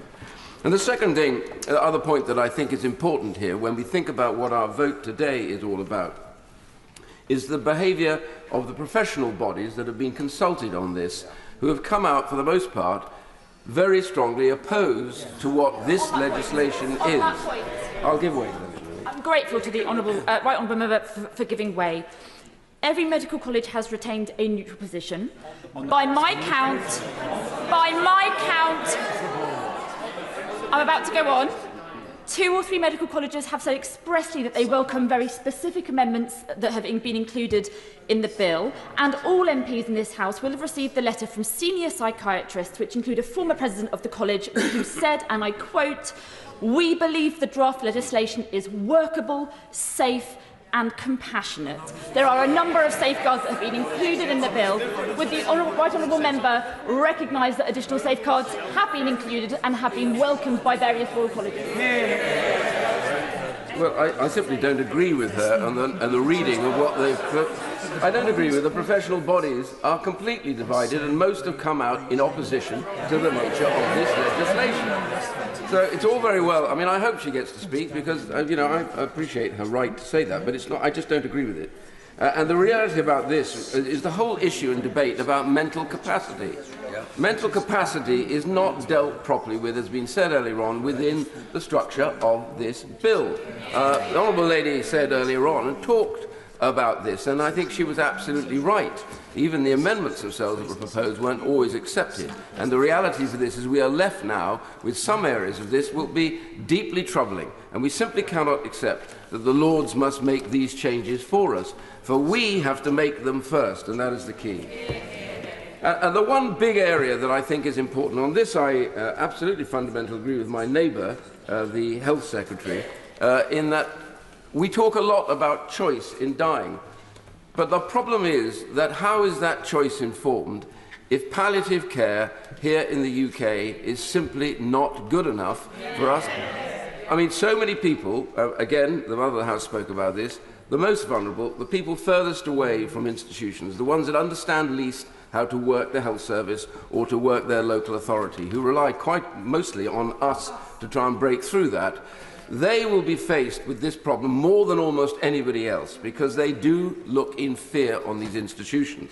And the reality for this is, and I helped set up a hospice, a children's hospice. I think it was the first in London. There have been many more now, but children's hospices, as we know, are really badly treated pretty much by government spending, no matter who's in power.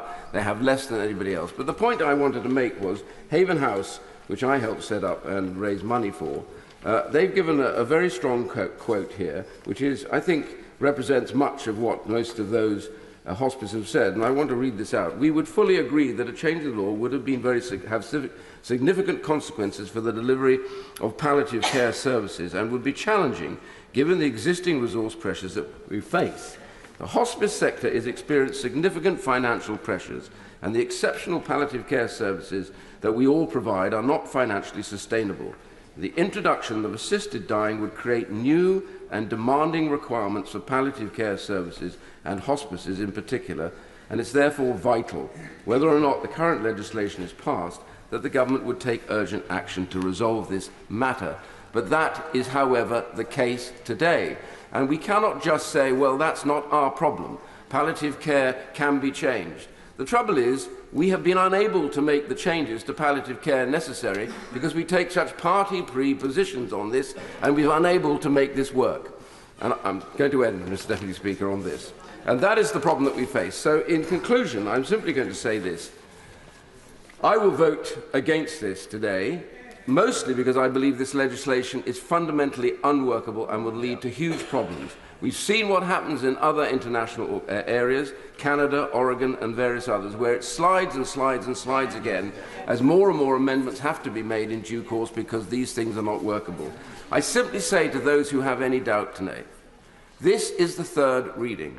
It is not the second reading. It is not a principled debate. That we had. Now we have to decide whether we should send this as an unworkable piece of legislation to another place which is unelected to make decisions for us because we are unable to come to a conclusion.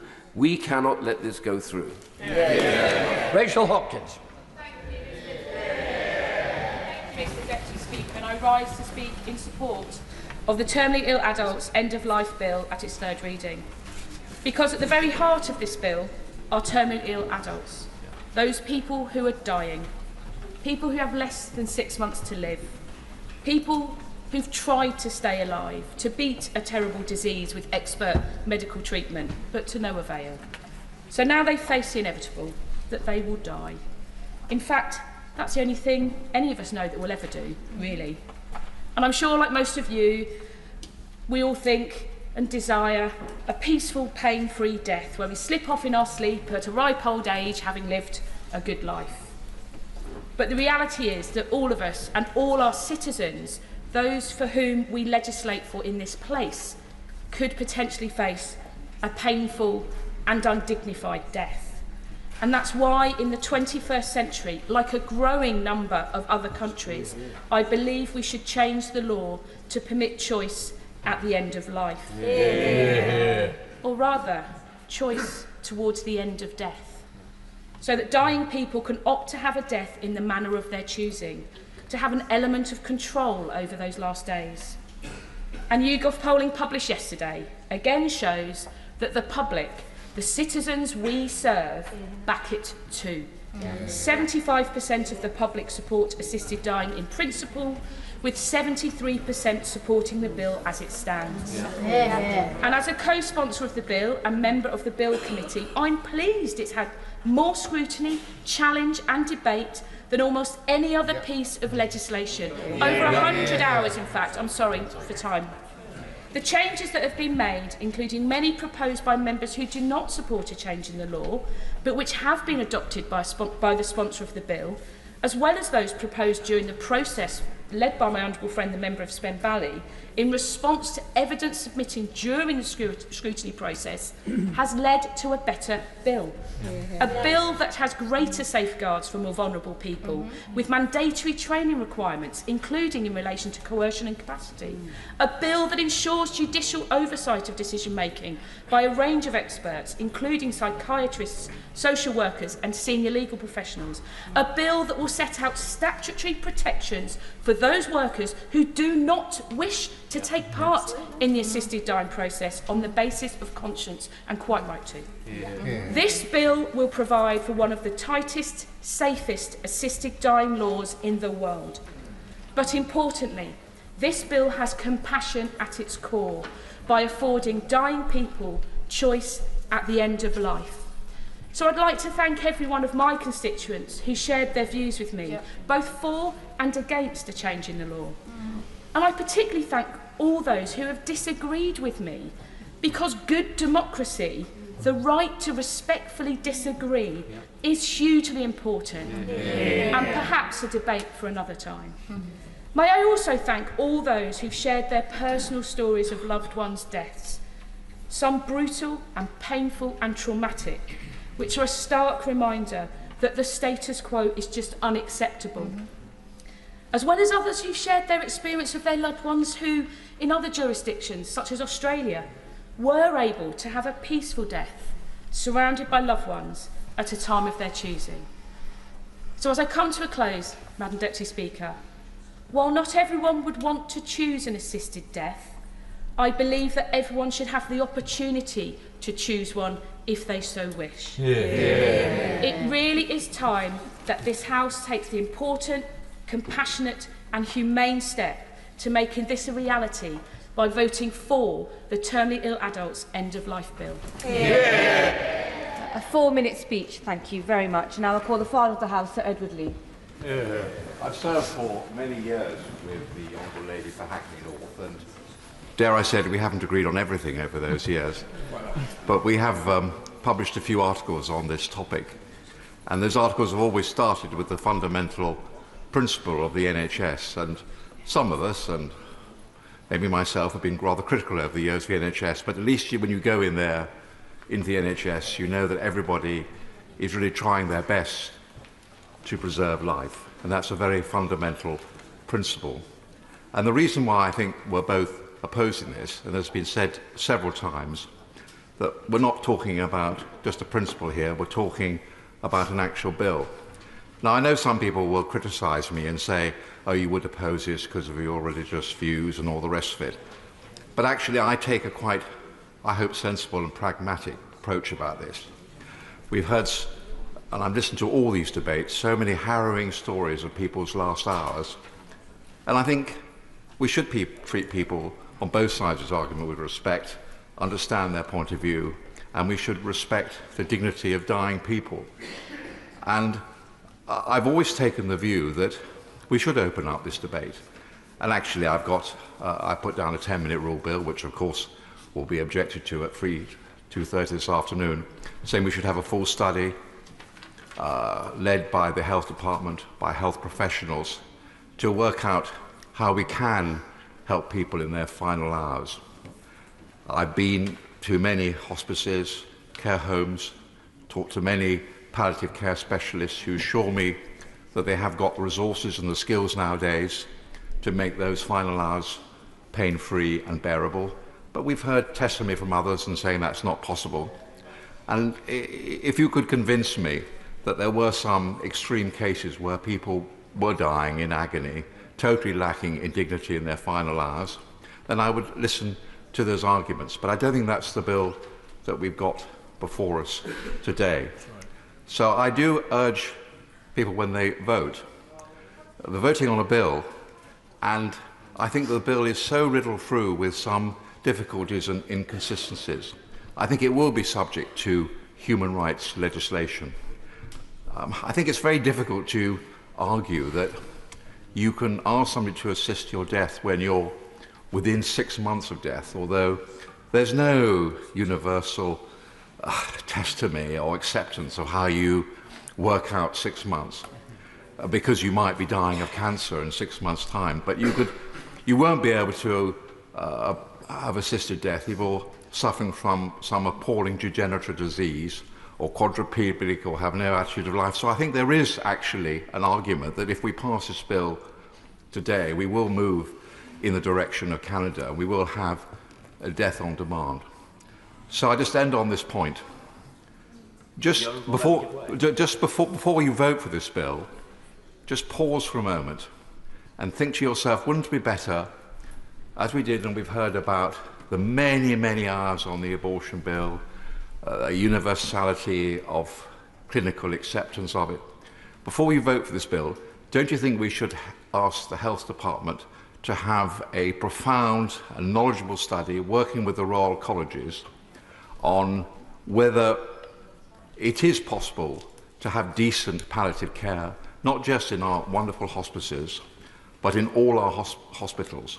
There's no doubt that in recent years, particularly since Shipman, there has been a fear amongst many health professionals in the NHS about providing that degree of palliative care, that degree of morphine, Phenotol, or these hugely effective modern drugs.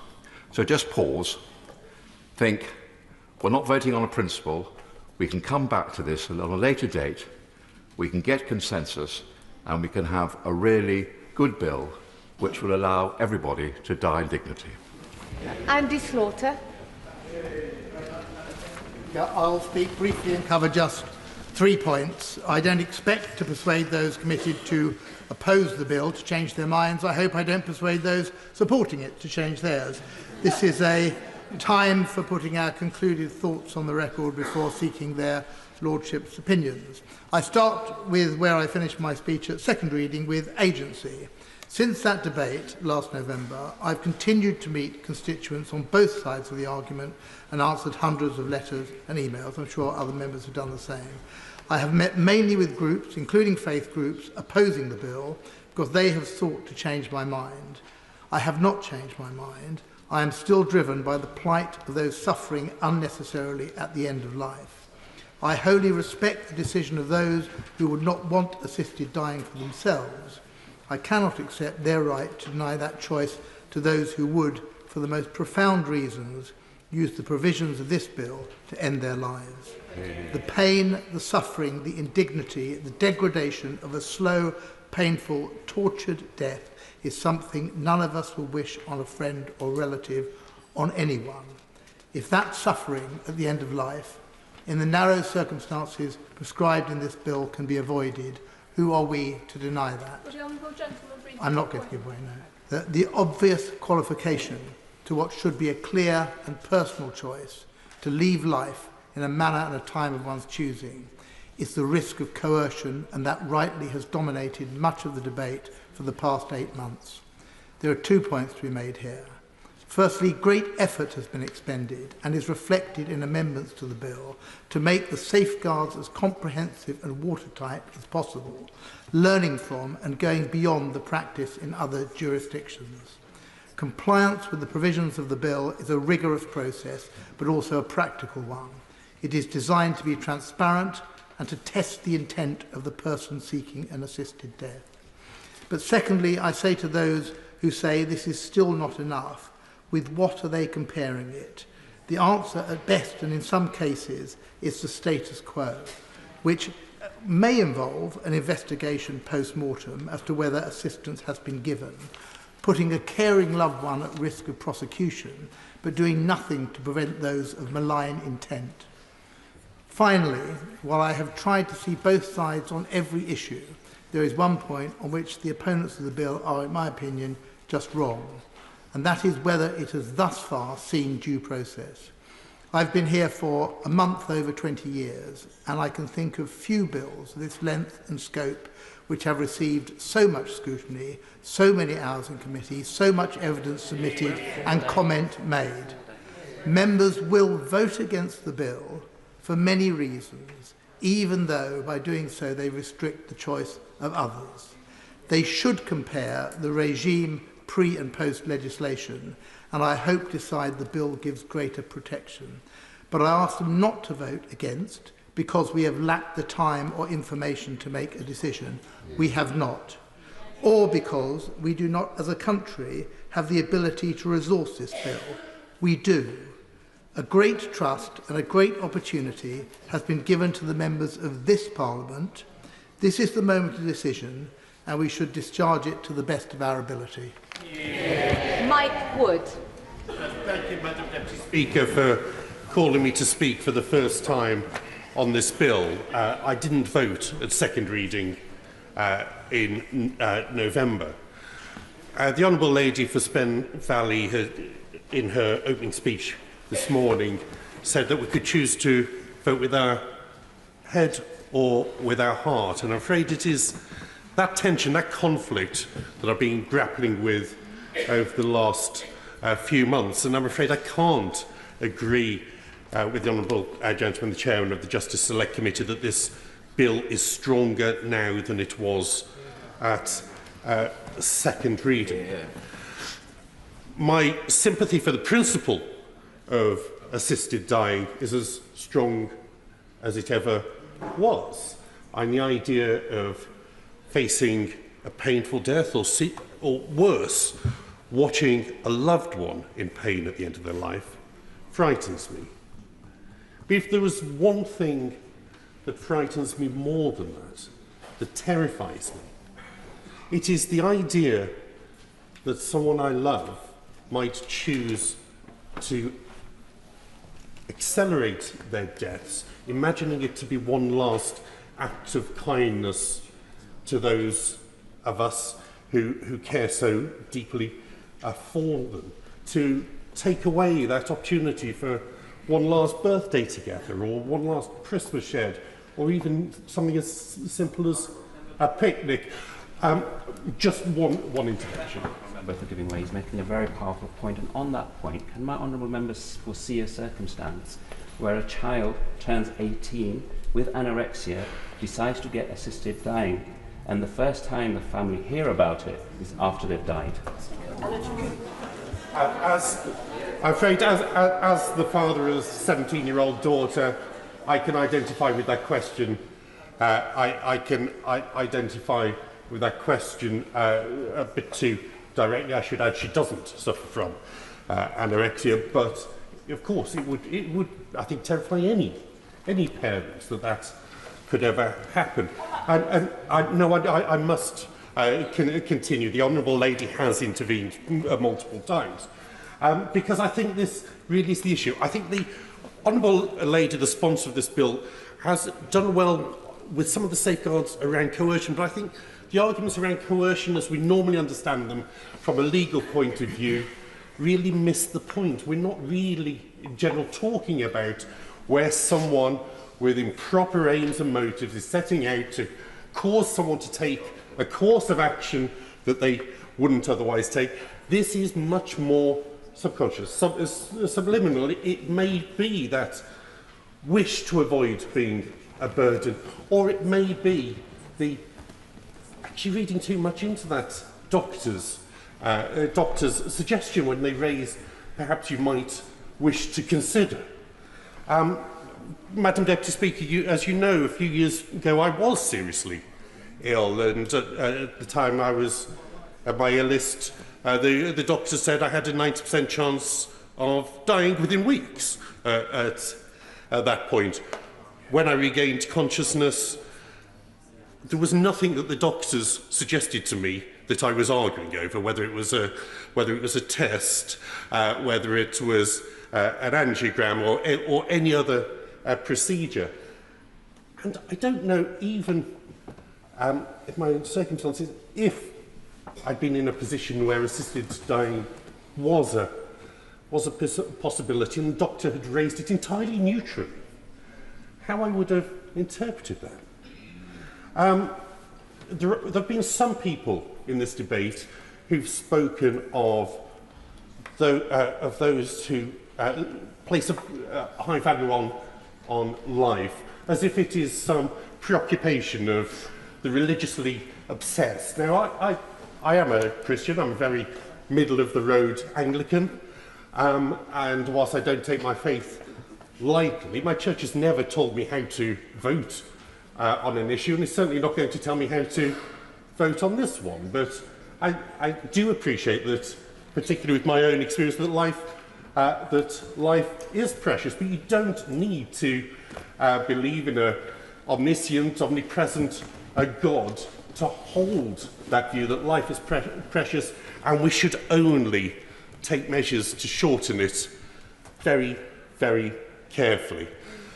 Madam Deputy Speaker, as I said at the start, this bill I don't believe has got better. There are serious concerns around it. I genuinely don't know whether it is possible to put in adequate safeguards to make sure that that assisted dying can be available for the cases where we would all like it, but which would safeguard those difficult cases, the ones that the Mother of the House spoke so powerfully about in her very impressive and meaningful speech. But what I do know is that if there is a way, this bill doesn't do it. Yeah.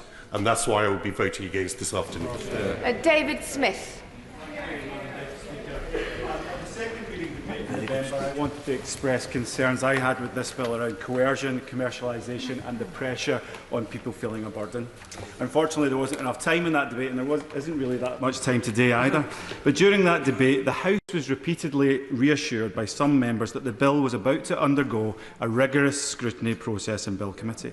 The question at second reading that we were most implored to consider was, we were told, do we want to keep talking about the bill? Indeed, the Right Honourable Member for Goulin Pocklington, is not in his place, said it best when he said, I quote, "I say to both the bill's sponsors that it has a number of areas that they know I think they have to put right, about a dozen in truth." Now, Madam Deputy Speaker, it seems to me that while the time for talking is quickly running out, this bill remains far from ready, and too many concerns remain partially or wholly unaddressed. These things have not been put right. Let me just highlight three of those issues that I was originally concerned about. Firstly, on the issue of coercion. 7 months on from second reading, the bill still doesn't even define dishonesty, coercion or pressure. Let me say it again clearly, it doesn't define coercion. And if we as legislators cannot do that, then who will? Furthermore, with the exclusion in the bill of assisted deaths from the coronial system, a vital opportunity has been missed to include the investigative oversight that would be most likely to spot coercion, even if it was after the fact of assisted dying. Indeed, I'll move on. Secondly, Madam Deputy Speaker, the marketisation of assisted dying is something that worries me greatly, and I don't believe it's been properly addressed in this bill. We already know from last week that there is a loophole in the advertising ban where future Secretaries of State for Health could decide to launch public health information campaigns on TV, online and GP surgeries outlining the option of assisted dying. Even worse, in my view, is the certain involvement of private commercial interests in assisted dying. When we combine the known costs to the state from the impact assessment and the unknown costs, the limited resources currently available within the NHS and the conscientious objection of large swathes of doctors, which is surely inevitable, we can foresee that assisted dying will be largely privatised. Commercial operators with shareholders and the desire to maximise profit will inevitably be delivering assisted death. In such circumstances, they will find ways to grow their revenue, including through marketing it, however subtly. Thirdly, the issue of feeling a burden. In the second reading debate, my friend, the Honourable Member for Cowdenbeath and Kirkcaldy, raised the issue of Washington State, where 59% of those going through with an assisted death in a similar process to this one did so because, I quote, they feared being a burden to family, friends or caregivers. There's been no meaningful response to this argument, in my opinion, from those in favour to the bill. I ask colleagues in favour to consider this scenario if we pass the bill. An older relative knows that assisted death is now possible. They know that their family is struggling to get by in difficult economic circumstances. They have a health condition with a prognosis of 5 months to live, even though studies show that most of these prognoses are wrong about 50% of the time. What will stop our parents or grandparents from deciding to seek assisted dying purely in order to do the right thing by their loved ones? Or I'm nearly finished. Or for that matter, what will stop relatives anxious to receive their inheritance from subtly pushing the option of assisted death? To conclude, Madam Deputy Speaker, as legislators, the responsibility falls on us in this place to create outstanding legislation that provides clarity, certainty and benefit to our constituents and to the country at large. Yet all of my concerns from the start of this process still remain. Indeed, they have only grown. I just add this final point. We have repeatedly heard today that there is no alternative to this bill, that the status quo is an alternative. Well, we have agency in this place. The choice that we're making today is actually a big change to the status quo. So why can we not do other things? It is not simply a choice between this bill or nothing else. So therefore, I will be voting against it, and I encourage my colleagues to do the same. Kit Malthouse. Those of us who come here today to support this bill don't come, as some have accused us, to speak lightly of life and death. We come here to recognise that this House has a responsibility to draw lines where there are none. And for many of us who've campaigned for many years, as the Honourable Lady from Hackney, the Mother of the House, said, to give voice to dying people, not because they want to be rescued, because time and time again they're begging us for mercy. And it's worth reiterating that this bill is not about choosing death. It's about choosing how to face it when death is already at the door. It's about that final chapter of life, that short chapter of life, a chapter that so many of our constituents have told us time and time again that they write in pain, in fear, and in desperation. And we're here today to ask a simple question in essence, which is the law, in those final, often agonising moments, is the law to be a barrier? Are we to be a barrier? Or are we here to be a companion? To assist those people to fulfil their dying wishes. Now, Madam Deputy Speaker, I believe in autonomy, I believe in dignity, but more than that, I believe in compassion governed by care, not chaos. And that's what the current system lacks. Right now, friends, we live with the cruel illusion, as the Honourable Lady for Spen Valley said, the cruel illusion that doing nothing is neutral. And it is not. And those who have objected to this bill are conspicuous in not saying that they accept the status quo for however long this bill may take to reappear if it fails. And we know, and we've heard again and again stories of people forced to travel abroad, to die in lonely circumstances. We see loving spouses prosecuted for holding the hand of someone they've loved for 50 years. We see lonely suicides, Madam Deputy Speaker, in quiet suburban bedrooms. Lives ended not because of terminal illness, but because of a lack of legal options. This bill brings order where there is confusion, it brings safeguards where there is silence, and it replaces secrecy with structure and fear with honesty. And notwithstanding the claims that are being made today and elsewhere, it has been built in the right way. This House has, in all its forms of legislation, taken its duty seriously. The bill has gone through detailed scrutiny in committee. Concerns about coercion, training, eligibility and oversight have been met head-on and addressed through carefully considered amendments. The panel model that we have now was shaped because of those concerns to ensure the right expertise, legal oversight and continuous consent checks are in place from beginning to end. This is how Parliament should legislate. Carefully, collaboratively and with humility in the face of complexity. Now, to those who worry about coercion, I would say this. The greatest risk of coercion is under the status quo. Today, there are no checks, no panels, no oversight. We do not know who is choosing freely because there is no system to ask and no conduct to examine.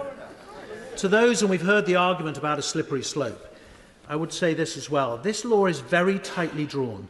There is no constitutional pathway here for expansion by stealth. Any change would require this House, us, to decide again. It cannot drift, it cannot slide.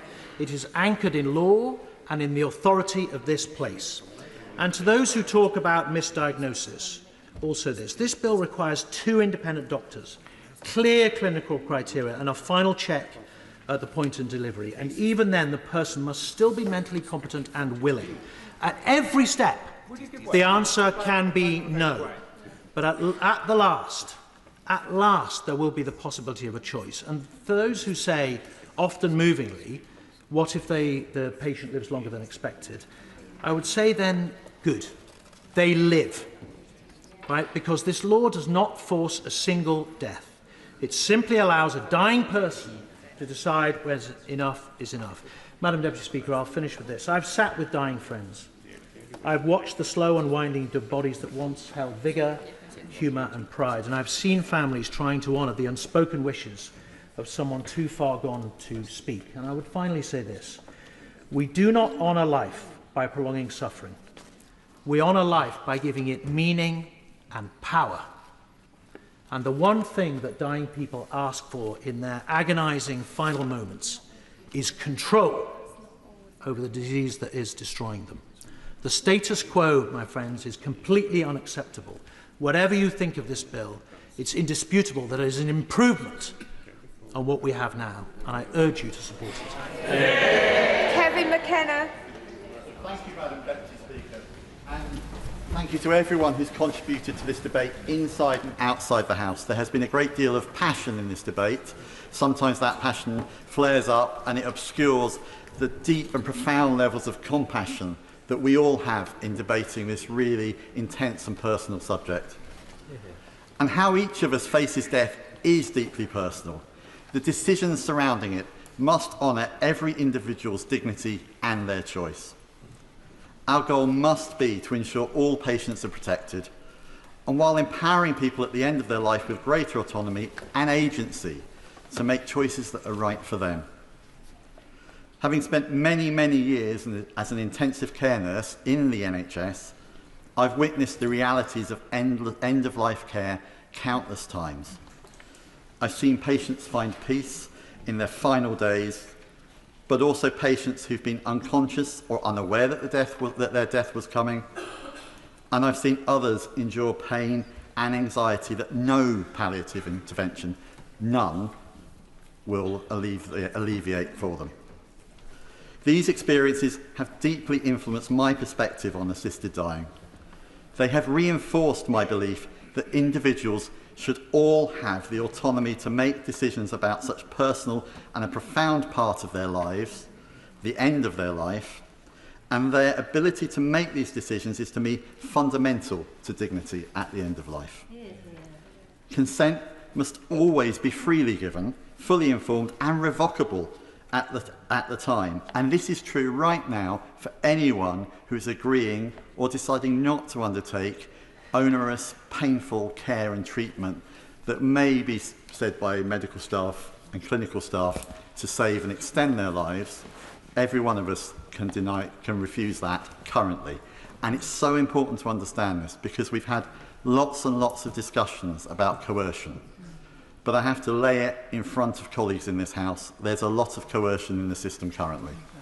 Families, well-meaning families, clinicians, well-meaning clinicians, actually provide a degree of coercion. And clinicians and clinical teams and multidisciplinary teams are set up to try and detect that, to have those conversations with patients, to really get to the nub of what the patient's real wishes are. And I have a lot of faith in my clinical colleagues that actually together and with a collective action in the multidisciplinary teams and the way that healthcare works today, that is the case. And that's why I'm really, really pleased that in the extensive debates around this bill, and particularly in committee stage, we've gone on from not only having a judge making a decision, but moving on to a panel. Because this reflects the best practice in clinical work, that we have a multidisciplinary team, a multidisciplinary approach, really assessing what the patient wants and how it can best fit. No, and I won't give way.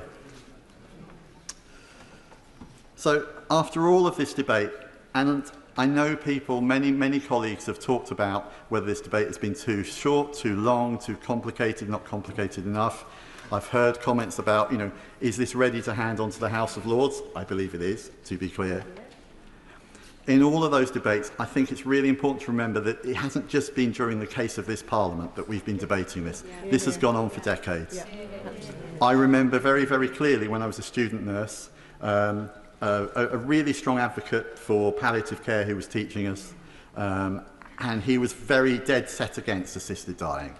And his argument was that if we bring in assisted dying, it will mean that palliative care will never get the funding and the resources that it needs. Something so many people have said now.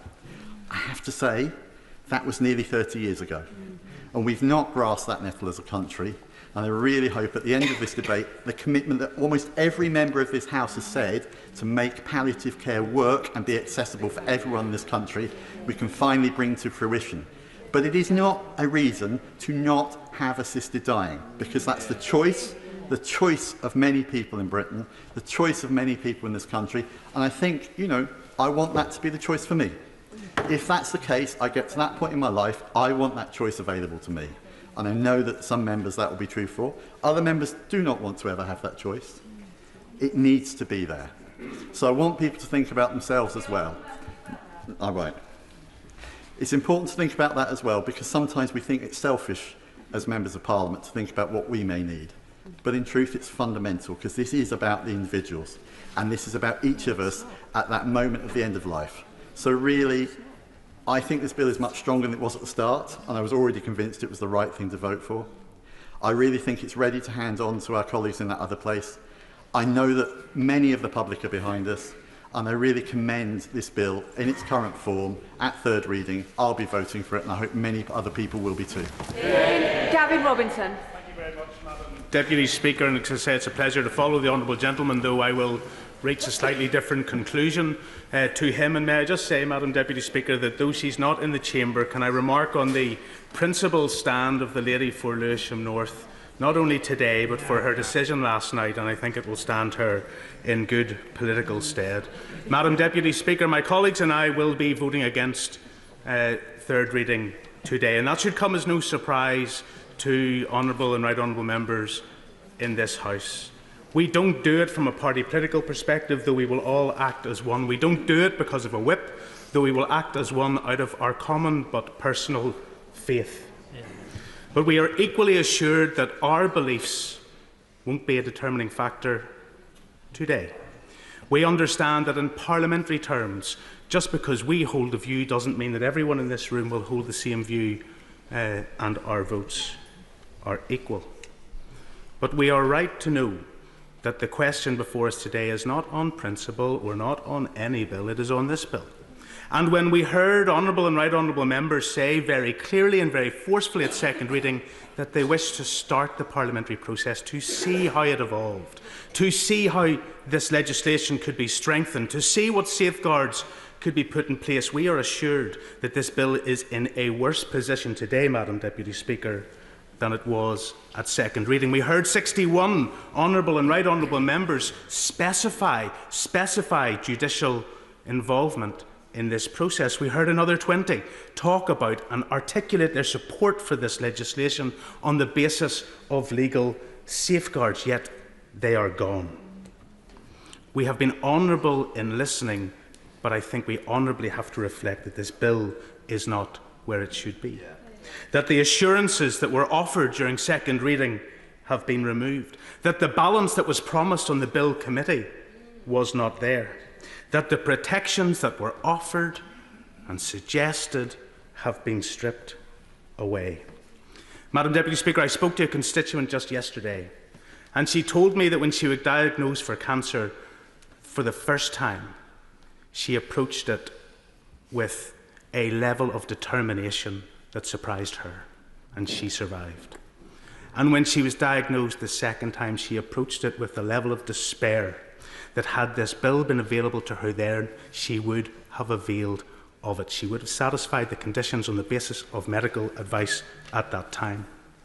And yet she was telling me this story yesterday, and that diagnosis was in 2012. The quote that I shared at second reading is as true today as it was said 120 years ago. Medicine is the science of uncertainty and the art of probability.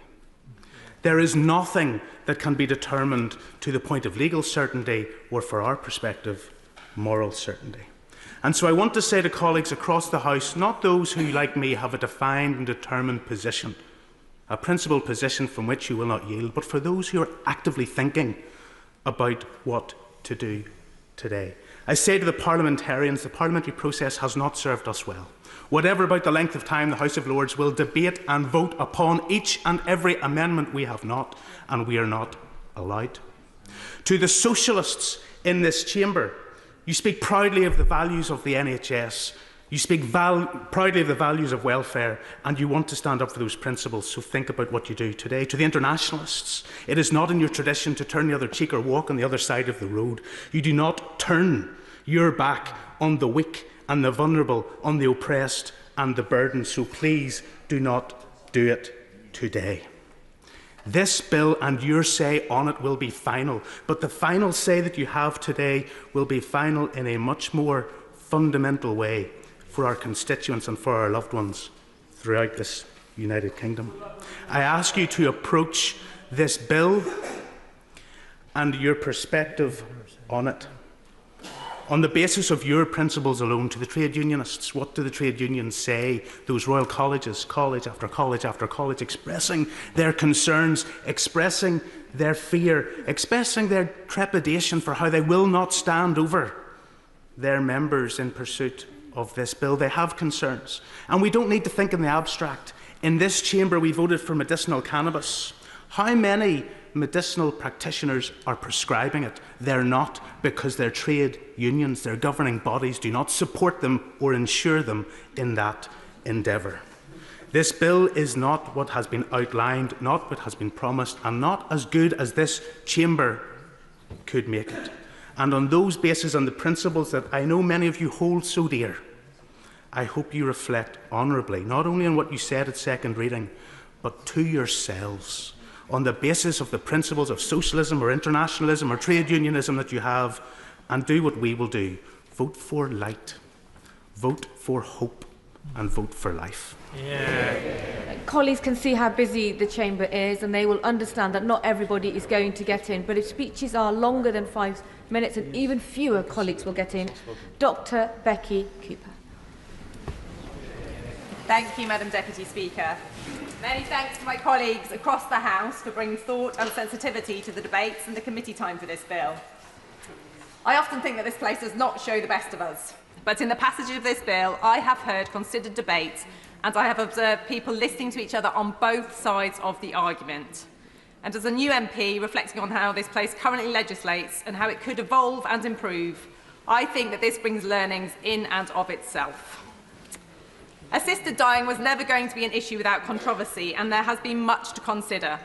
For my contribution to the debate, I would like to take a few minutes to outline why, as a medical doctor specialising in public health, I am supportive of this bill. Within this, I will also include some brief reflections on the issues of safeguarding and provision of end-of-life care that have been raised by my constituents in Worthing West. In public health... Honourable friend give way? Oh, I will? Go for it, yes. Come on. Honourable friend for giving way. She speaks of the views of her constituents at a very well-attended public meeting of my constituents in Dartford just before second reading. One of the key things that they wanted an answer to was how this bill can prevent vulnerable people from being coerced into taking a decision to end their lives. Would the Honourable Lady agree that this bill, as it's gone through Parliament, has strengthened the safeguards, against coercion, and that, in the words of the impact assessment on the bill now, says we have the strongest safeguards in this bill of any jurisdiction in the world. I thank my honourable friend for his intervention, and I do agree, and I will come to that later in my remarks. So in public health, we focus primarily on prevention care for the population. In other words, we take decisions using the best available evidence that have the potential to impact the health of thousands, if not millions of people. There is almost always a trade-off with these decisions, quite often one that sees the label of nanny state thrown our way. That is because we deal with choice and freedoms on a population level. So with the assisted dying bill, I ask myself the following. Which population is this legislation for, and what are the needs of this population?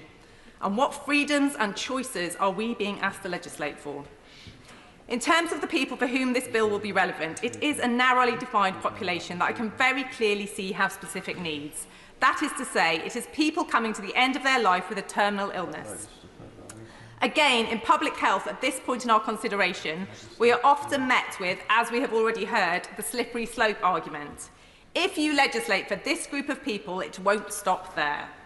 But the criteria to be considered for assisted dying are clear in this bill, and I have in fact heard from constituents who think that it is potentially too narrow.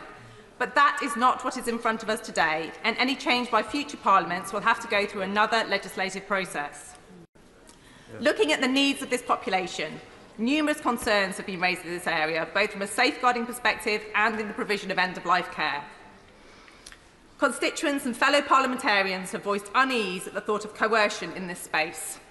If a person meets the criteria for this bill but does not wish to access assisted dying, will they be coerced into doing so by a person or persons with a malign intent? In public health, we often refer to this balance as the precautionary principle.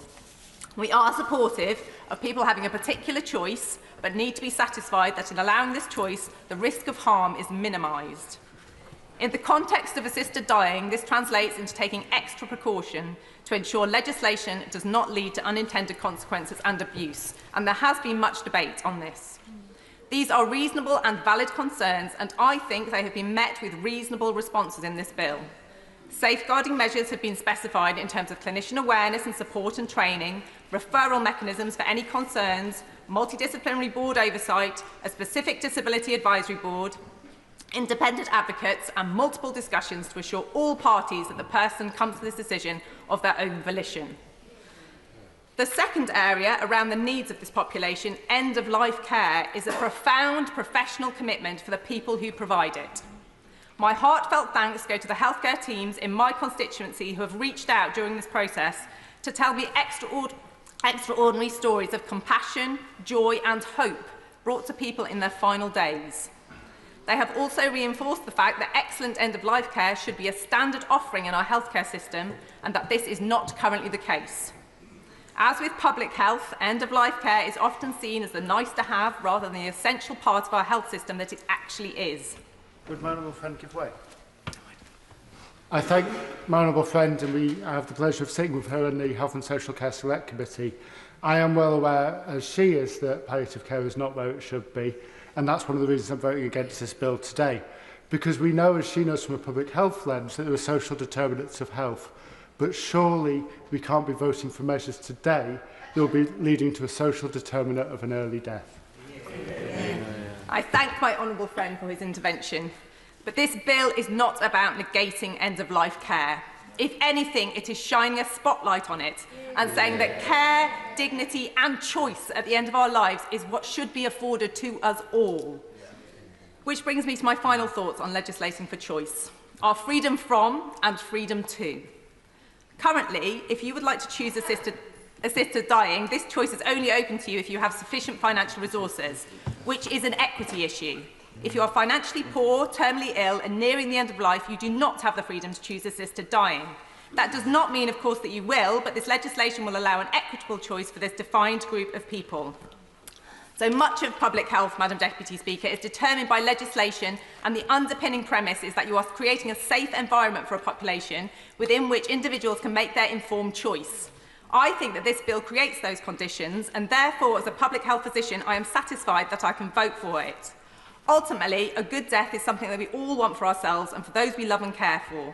My vote is for this bill based on the arguments I've laid out today, but my broader vote and voice will always be for compassion, understanding and continuing constructive dialogue to ensure that we do our best to improve the lives of the people that we serve until their dying day. Tom Tiggott. Thank you, Madam Deputy Speaker.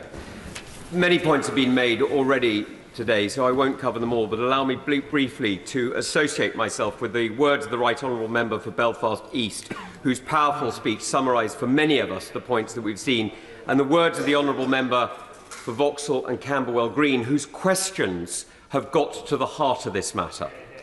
Because this bill is about many different things, but actually fundamentally it is about two things. It is about power and it's about trust. It's about the power over life and death, not just over ourselves, because we already have the power to end our own lives. It's called suicide. It is not a crime. It hasn't been a crime in this country for decades. This is a different power. This is about the power of the state through its agents to exercise power over life and death. Yes, agreed. Yes, approved of in advance. But when the state takes a life, even with consent, that is a huge shift in the relationship between the individual and the state. It is a transformation in the way in which power lies. And we should be fully conscious what it is that is being done. So that's why this debate needs, frankly, a little bit more honesty. Because we've heard the blandishments and the warm words of euphemism of assisted dying. But the truth is, this isn't assisted dying. Assisted dying is what a hospice does already, today, now. Right. Helping people, caring for people, supporting them. This is assisted killing or assisted suicide, depending on which word you choose. But honesty in language is important. If we're not even willing to be honest with ourselves in this place, how on earth can we expect the courts, when they have to look at the cases, to consider the questions that we've debated? Because to all honourable and right honourable friends, and you are all friends, in a debate like this we're all friends because we're all seeking the right answer for our country. The truth is, this is the last time we're going to talk about it. This is the last time we're going to have actual authority over these words. And no matter what interviews you've heard, no matter what assurances you have seen given in words today or over the last few weeks, the truth is, the only thing that matters is the words in black and white in that document, because they are the words that are going to be interpreted by judges for years to come. They are the words that are going to give power. I won't give away. Those are the words that are going to give power to ministers, to the Secretary of State, to exercise his or her discretion with the most cursory of oversight from this place. So let's be absolutely clear what we're choosing to do. Let's be absolutely clear that it is on us, it is our responsibility to think not just for those who have options, for those who have power, for those who will not be intimidated, but it is for us to think about those who will be. For the weak, for the vulnerable, for the ones who the mother of the house referred to, for those communities in our country who already don't trust the health service, who reject vaccination, who don't choose to come early for cancer diagnosis, and for whom we already see worst health outcomes. We need to be thinking of them, because choosing to make that gap greater is not just choosing to enable some to access care. It is actually actively rejecting others in our community who should seek care but won't because of the fear that this will raise in their hearts. We need to think really hard about that. And I say to those who say there'll be no change, I say to those who say this is it, there can be no further change, the closest legal equivalent to this is the Canadian bill.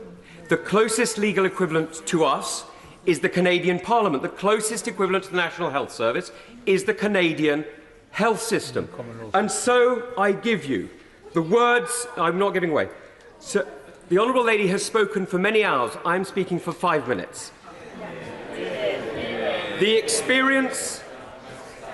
experience of Roger Foley, a Canadian living with a degenerative condition, warns us.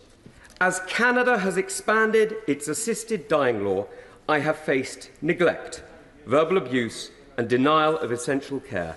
I have been told my care needs are too much work and my life has been devalued. Worse still, I have been approached and told by healthcare staff to consider opting for medical aid in dying. Instead of offering compassionate support to alleviate my suffering, it is suggested that I should end my life. Sadly, this is not the only example we've heard of it. We've heard of veterans with PTSD, we've heard of others with limited conditions. And today, sadly, we've even said that those who merely feel pressure are allowed to access this service. Honourable friends have a real choice, but when that first 18, 19-year-old, when that first individual goes and asks for this, it will be we who made that decision, it will be on our consciences, and it will be a decision that has fundamentally changed the relationship between the individual and the state in a way that can never be reversed. Jen Craft. Thank you, Madam Deputy Speaker. I rise today to speak in opposition to this bill. What we are doing today is not voting on the principle of assisted dying. It is voting on a piece of legislation. We do not exist in a vacuum, Madam Deputy Speaker. What happens in this House has real-world consequences. And I speak from a place that I'm oh too aware of how unequal our society, how unequal our medical system, and how unequal our institutions are in their treatment of disabled people. The Honourable Member for Lewisham North spoke at length and very movingly of her own journey towards finding this bill something that she could not vote for due to her experience in prolonged engagement with disabled people and disabled people's organisations. In my personal experience, I know that the value that our medical establishment places on certain lives is less than the value that it places on others. When I was given the diagnosis of my daughter's Down syndrome, the next thing that the midwife said to me after "I'm so sorry" was, "I can book you a termination within 48 hours. This is a choice that so many women make because they are ignorant of the value of disabled lives. And my daughter, I've had to fight for so many things for her because the establishment does not see her life as valuable.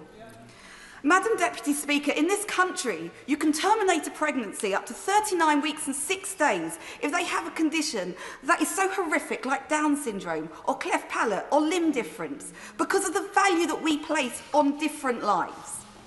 So, I do support the principle of assisted dying, yes, but I cannot support this bill because what we are doing, we cannot legislate against discrimination. We cannot legislate out inherent bias. However, what we can do, we can legislate for safeguards. We can legislate for safety. We can legislate that those that are treating the people that we love, that those that are offering assisted dying, we can legislate to make sure that the most vulnerable in society, people like my daughter, people who I know, that the medical establishment and institutions and society already view as second class in so many ways, are not met when having to face a decision, are either coerced, are given ill advice, and like my honourable friend, the member for Bexley Heath, has been at pains to point out to myself and others, do not have the adequate safeguards in place. There is talk about, I'm afraid I will make progress, but I do thank her for her interruption. There is her intervention, my apologies. There are panels. We have been told there are panels that will safeguard against this, that they will take into account all the circumstances of someone, whether or not they have capacity. However, these panels may opt in exceptional circumstances, which the bill does not set out what these exceptional circumstances are, to not even meet the person to whom they are discussing. Absolutely. And we know that the panels do not allow for family members and carers and those who know that person, if they have limited capacity, if they have a learning disability, if they are unable to make certain decisions themselves, to play a role in that process or have any right to appeal. Absolutely. So my plea to members across this House, if you have not yet decided, or if you think, I support this in principle, but I am concerned about this, or I have worries about this, or, oh, I think that might be okay. It is not our role to send a bill to the other place, to send a bill out into the world, hoping that others will do our job for us, hoping that it will all just come out in the wash. That is a dereliction of our duty as members of Parliament.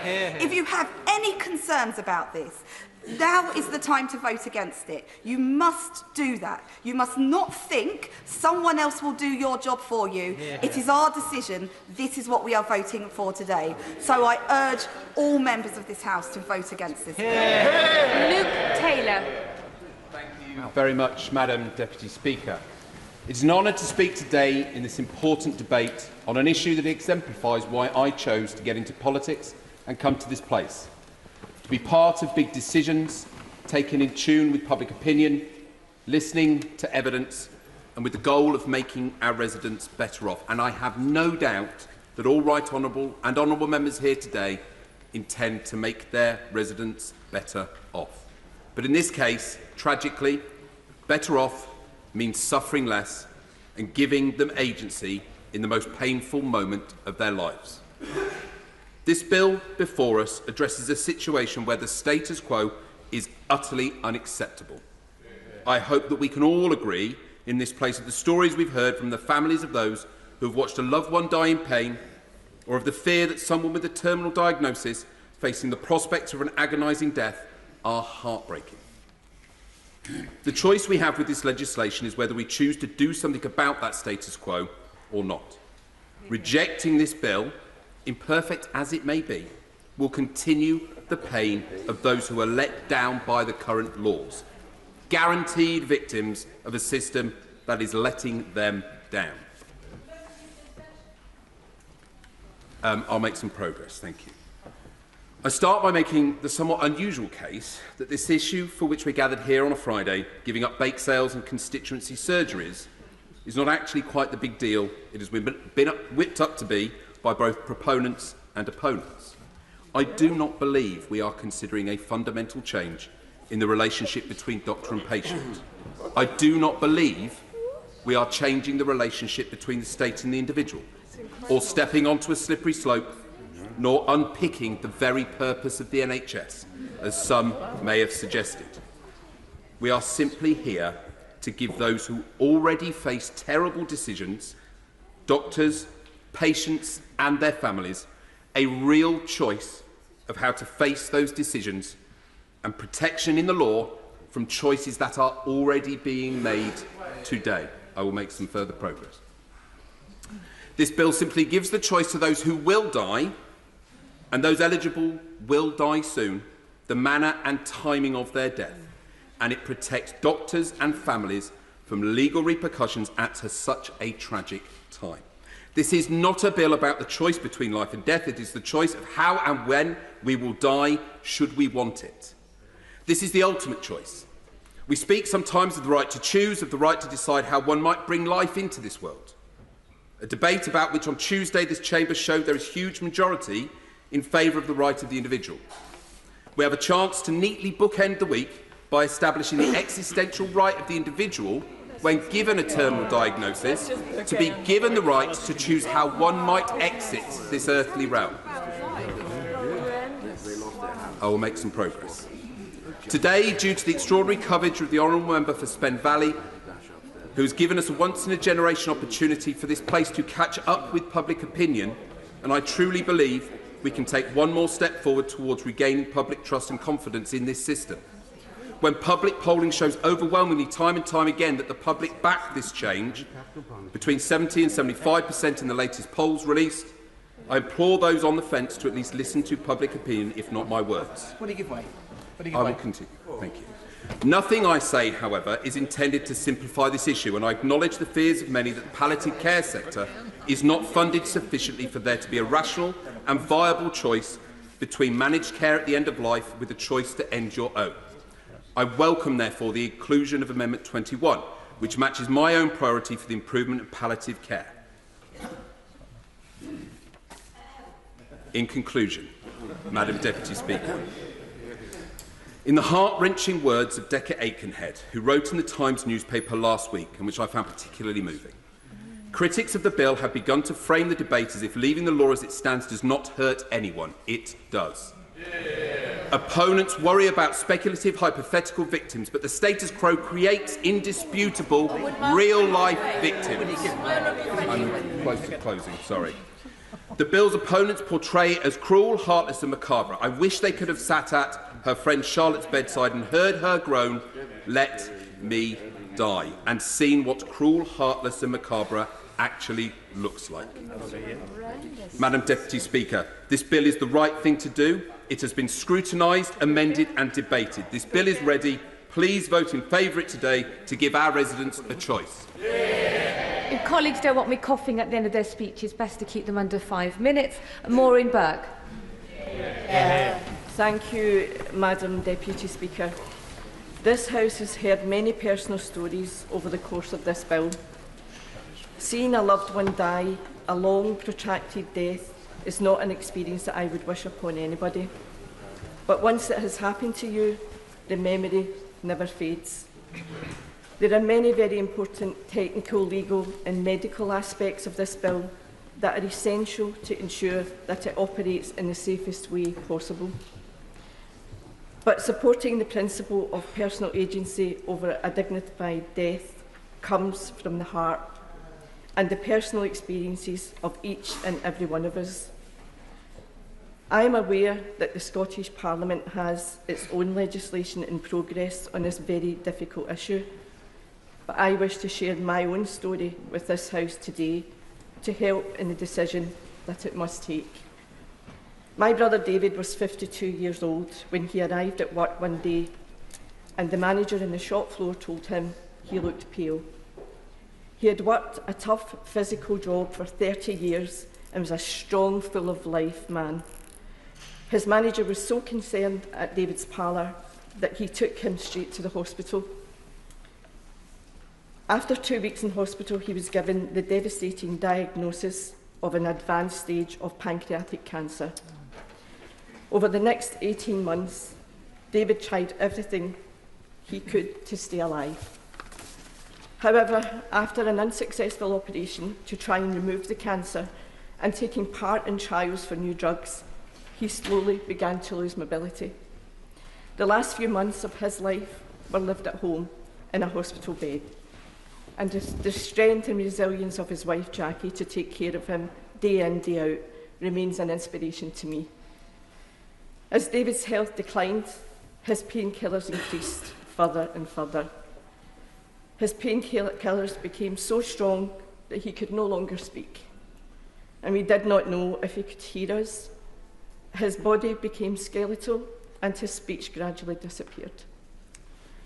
And one of the last times when he still was able to speak, he called out to me from his bed and told me if there was a pill that he could take to end his life, he would very much like to take that. He would suffer in silent pain for a further 3 weeks. He could never have known that I would ever have the opportunity to stand in this place and ask colleagues to make sure that others don't go through what he went through. I've done right by my brother by speaking here today. Yeah. What David needed was a humane, safe and trusted process available to him at home. That would give him agency over his last weeks and months. That is what this bill offers. That is the choice that this House is finally today in a position to give those suffering from terminal illness, and I commend the bill to this House. So, Jeremy Wright. Thank you very much, Madam Deputy Speaker. It's a privilege to follow the Honourable Lady and many others who've given brave testimony of their own personal experience in this matter. And I want to join the tributes to the Honourable Lady for Spen Valley, who I think has conducted herself with decency, dignity and compassion throughout this process. But I have heard her and others say that the decision we have to make today is whether or not we are in favour of the status quo, and I respectfully disagree. Our job as legislators is to consider rigorously the proposed legislation before us, and those who propose it bear the burden of persuading us that this is the right change to make, and not a change that may bring problems as big or bigger than those we are trying to solve. Madam Deputy Speaker, I've spent nearly 30 years in this place that makes our laws and practising in the courts that administer them. I've had ministerial responsibility for sentencing and for the Crown Prosecution Service. I have faith in our system of laws, but I've also seen the limitations on our ability to avoid the negative consequences of the laws we make, however hard we try. So very often, the legislative decisions we take are about a balance of risks. In this case, the risk of not changing the law is that we leave some of our constituents in pain where it could be avoided and expose their loved ones to the fear of prosecution for acts of love and mercy. I acknowledge that risk, and I have felt the anguish and the desperation of those who want this bill to pass for the very best of motives. But, Madam Deputy Speaker, good people can come to different conclusions on the balance of risks here. And I think that we take a bigger risk in changing the law, and that is because of the signal we send in the legislation we pass. Signals sent by changes in the law matter. When Parliament changes the law, it brings consequences for those who break the new law, but it also intends to change behaviour. Creating new criminal offences, or increasing maximum sentences, or even strengthening regulations are acts that we hope everyone will take notice of and behave differently as a result, because they recognise that Parliament, on behalf of society as a whole, is signalling its disapproval of certain actions or practices. So if that is true for legislation that makes unlawful what was previously lawful, why shouldn't the same be true for legislation that makes lawful something that was previously unlawful? We are sending a signal there too, that society, through Parliament, believes that something which we used to think was unacceptable is now acceptable. In this case, that assisting someone to die is now something of which we approve. Now, I believe that is bound to have an impact on those who, in great distress at the end of their lives, may already be thinking it would be better if they were out of the way. Madam Deputy Speaker, I do not want to live in a society where anyone, including the terminally ill, is encouraged in the belief that their lives are not valuable and valued to their very last moments. And I fear that this bill, though not its intent, brings such a society closer. And that is why I cannot support it. Preet Gill. Deputy Speaker, and as we consider whether to put this bill into law, we must reflect on our solemn duty as legislators to protect the well-being of our communities and safeguard them from harm. And there has been much debate about giving people choice, what happens in other jurisdictions, and matters of faith and principle. And I've heard from nearly 1,000 constituents, the vast majority of whom oppose the bill for a range of reasons. I too oppose the bill at second reading, and I set out my concerns, including those of principle, but also of major concern about safeguarding. And as an ex-Children's Services manager with over 18 years frontline experience, far from issues of safeguarding being improved in committee, many of the provisions have actually been weakened. And my concerns are clear, actually very similar to the Right Honourable Member from Chingford and Woodford Green. The High Court stage safeguard was removed from the bill, fundamentally altering the basis on which members voted at second reading. And both the panels that replaced the court approval and the voluntary assisted dying commissioner who would oversee them are new and untested concepts. They would not have the powers or functions of a court or tribunal. They would not be required to question witnesses and could not compel them to attend. And the doctors who are intended to have assessed people's capacity and freedom to choose an assisted death would not give evidence on oath. And there would be nobody to cross-examine them. And the new Assisted Dying Commissioner would run the assisted dying system and at the same time be responsible for monitoring, investigating and reporting on its work, replacing the role previously given to the independent chief medical officers. And the very definition of terminal illness has proved to be seriously flawed, as it would allow people with anorexia to qualify once their physical condition deteriorates. And in committee stage, amendments were tabled to introduce an enhanced test of a person's mental capacity to make the choice to die. At second reading, members were assured that our existing laws in the Mental Capacity Act were tried and tested. Yet in February, the Chief Medical Officer wrote to the committee to clarify that there's no enhanced test for life and death decisions under this Act. The committee also voted to allow a future Health Secretary to change the Act of Parliament which established the founding principles of our NHS at will. This language first passed into law in 1946, established an NHS to secure the physical and mental health of the people of England and to prevent, diagnose and treat physical and mental illness. However, because this does not include assisting people to take their own lives, the bill as amended now contains a power for these foundational words to be changed by secondary legislation. Shameful.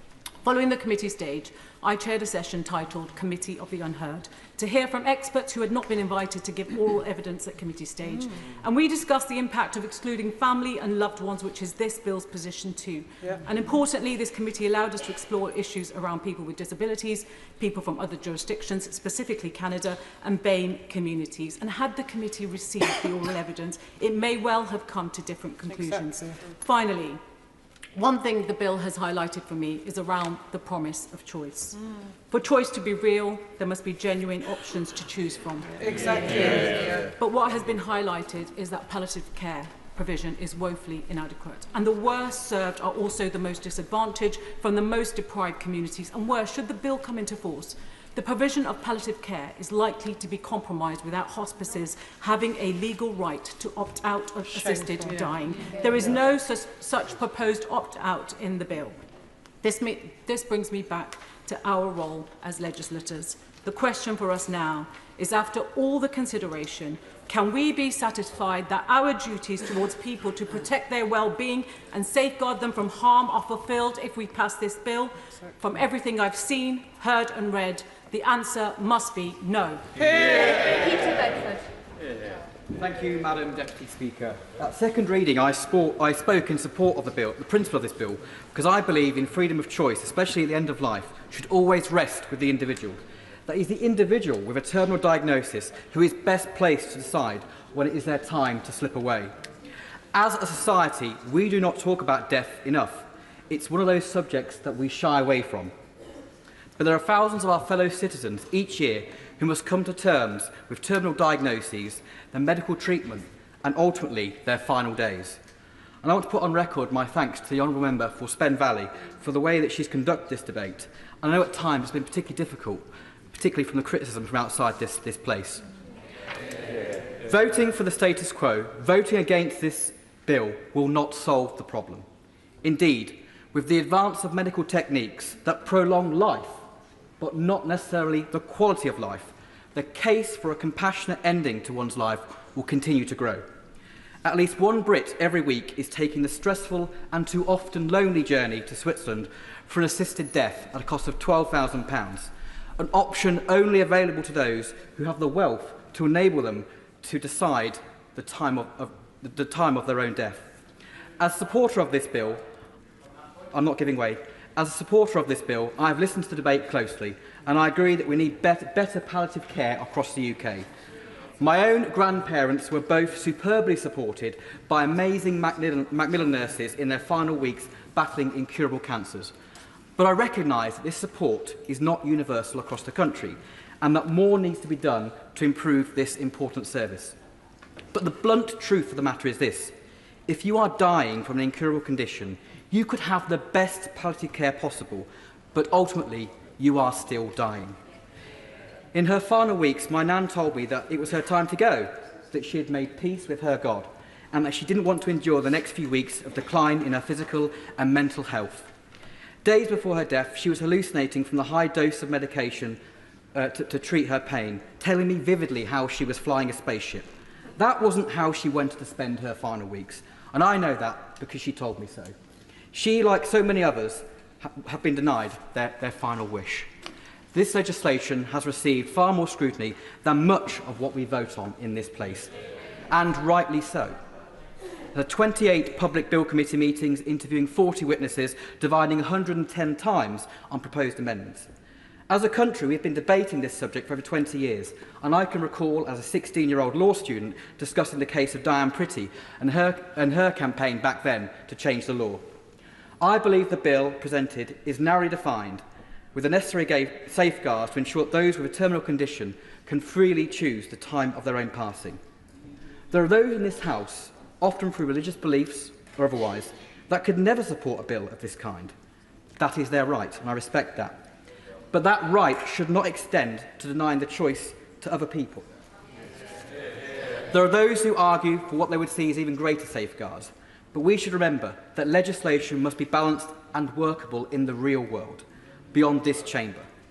This bill isn't about shortening life, it is about shortening death, and I would ask all honourable members from across the House to support it today.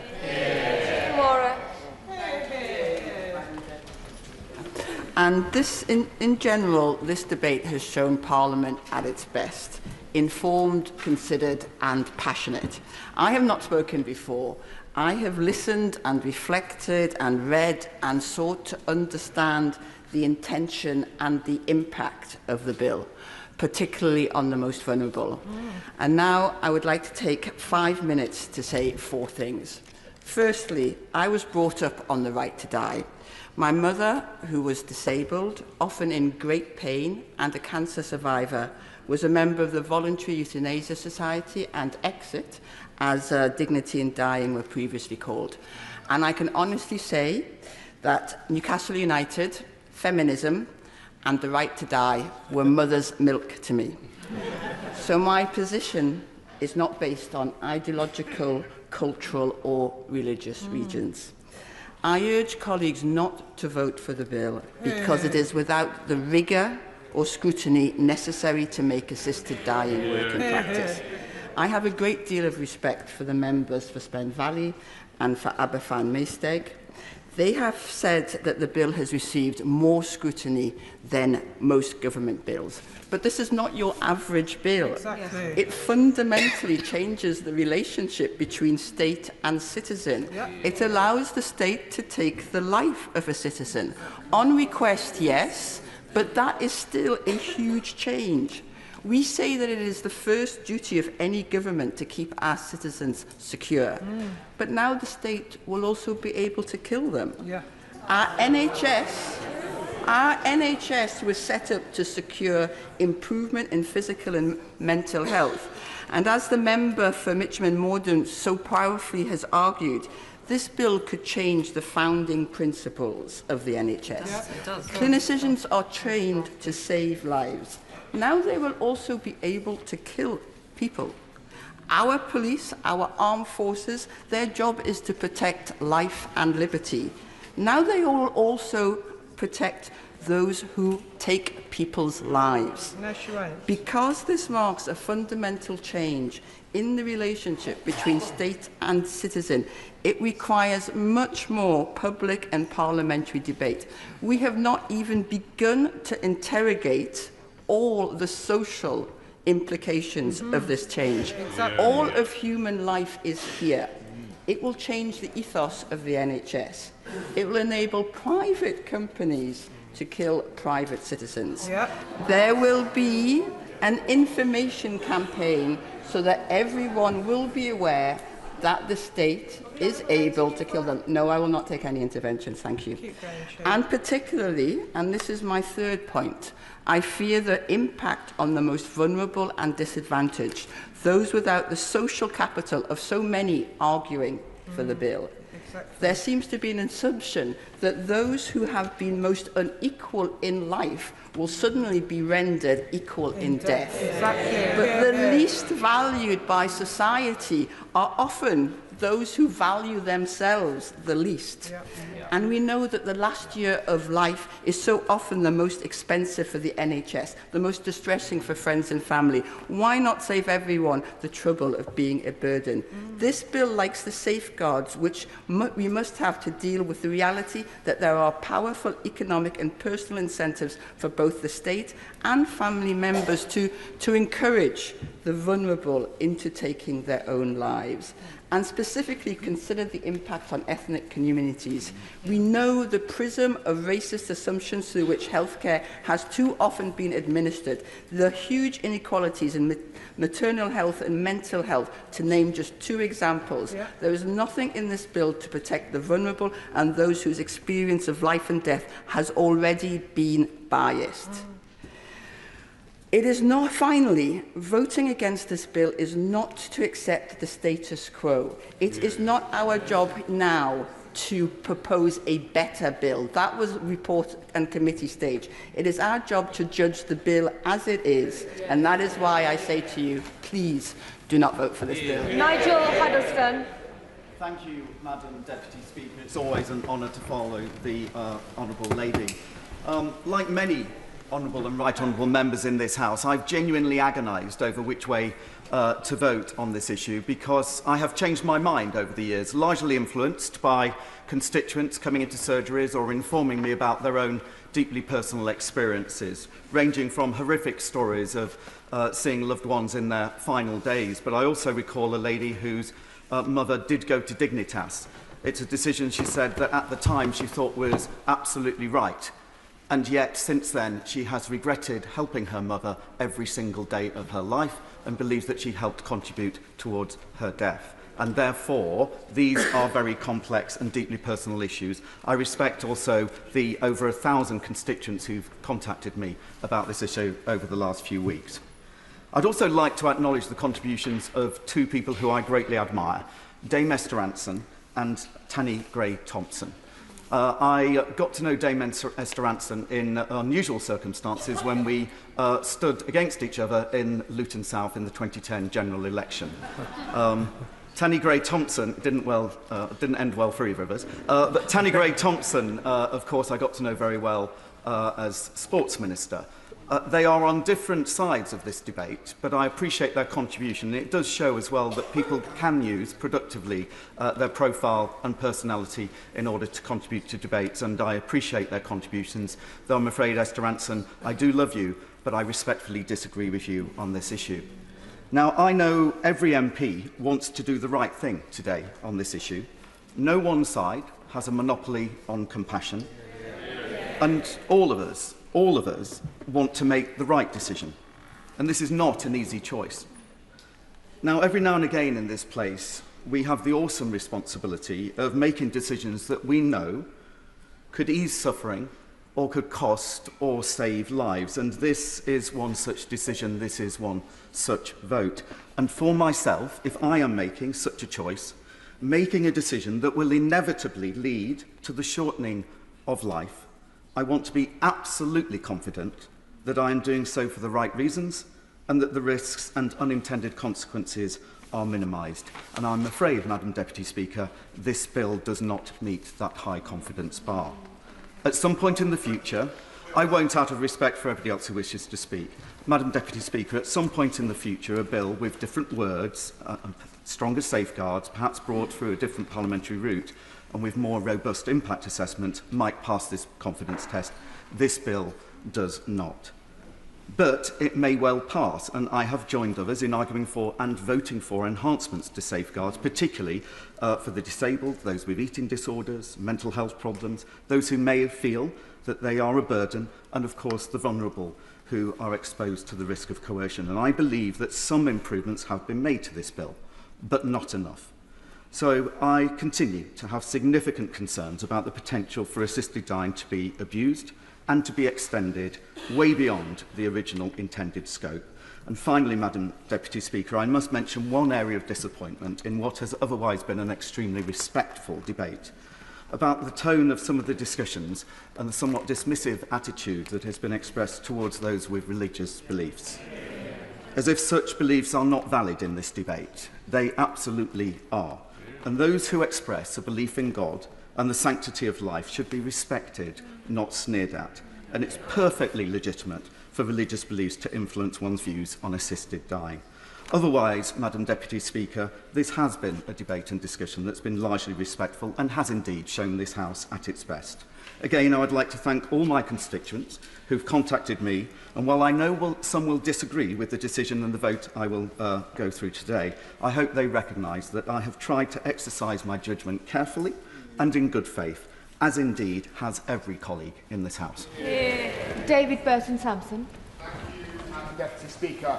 This is my first time speaking to this bill, so I want to start by thanking my honourable friend for Spen Valley for having the courage to bring this significantly important bill forward. And I thank all honourable and right honourable members who have been part of this debate and who have worked on this bill so far for their thoughtful contributions. Until this week, I've remained open-minded and undecided on this bill. My starting point in this debate was my own personal views, and I am personally against assisted dying, and that's because of my Christian faith and also selfish reasons in that I'm a little bit scared of losing people and being there at the end of people's life. But with us all, I've received a significant amount of communication on this matter, so I also decided to launch my own local survey, which I asked my constituents if they're for, against or undecided on the stance on this bill. What was increasingly clear is that people are split on this issue. 55% of people were against, 42% were for, and the remainder unsure. That for figure is not insignificant. I promised my very close friend Emma I would share the story of her mum Cheryl, who was diagnosed with terminal stage 4 cancer just over 2.5 years ago. Emma wanted to cherish every last minute of her mum's life, and she was outstanding in creating those special memories with her in the last year or so. Emma was against assisted dying at the time and wanted to do everything to keep her mum with her for as long as possible. And Cheryl sadly died last year. Emma told me, I think if something like this was legal, it would stop people having to go through what Mum went through on those last few weeks of her life. She could have had a dignified, pain-free death. Instead, all her dignity was stripped from her, and she was in so much pain, despite the strong pain meds. I'll never be able to forget the screams. I hope this does get passed to give people like Mum the choice and to be in control. And I'm sure, like everyone, I've received similar comments from constituents watching relatives fade away in pain, in agony. I won't give way because I want other members to be able to speak in this too. In pain and agony and suffering a lingering death, begging it to stop. So I supported this bill at second reading to allow the debate to move forward and to hopefully satisfy my concerns. The main two being definition of mental capacity and how this could be interpreted in reality, and the safeguards that will be in place to ensure an individual is not coerced. I also wanted assurances that the bill is strong enough to avoid that slippery slope scenario that we've seen in other countries. I'm satisfied after listening to the debate in this place during report stage, absorbing the vast amount of information I've received from members, from various lobbying organisations on both sides, and after meeting with people on both sides of this debate, including my honourable friend for Spen Valley, that my concerns have been addressed. In my view, this bill has more controls, not less than it had when we looked at it at second reading. And I also do reject the suggestion that this bill has not received sufficient scrutiny. The debate on assisted dying has been ongoing for many years.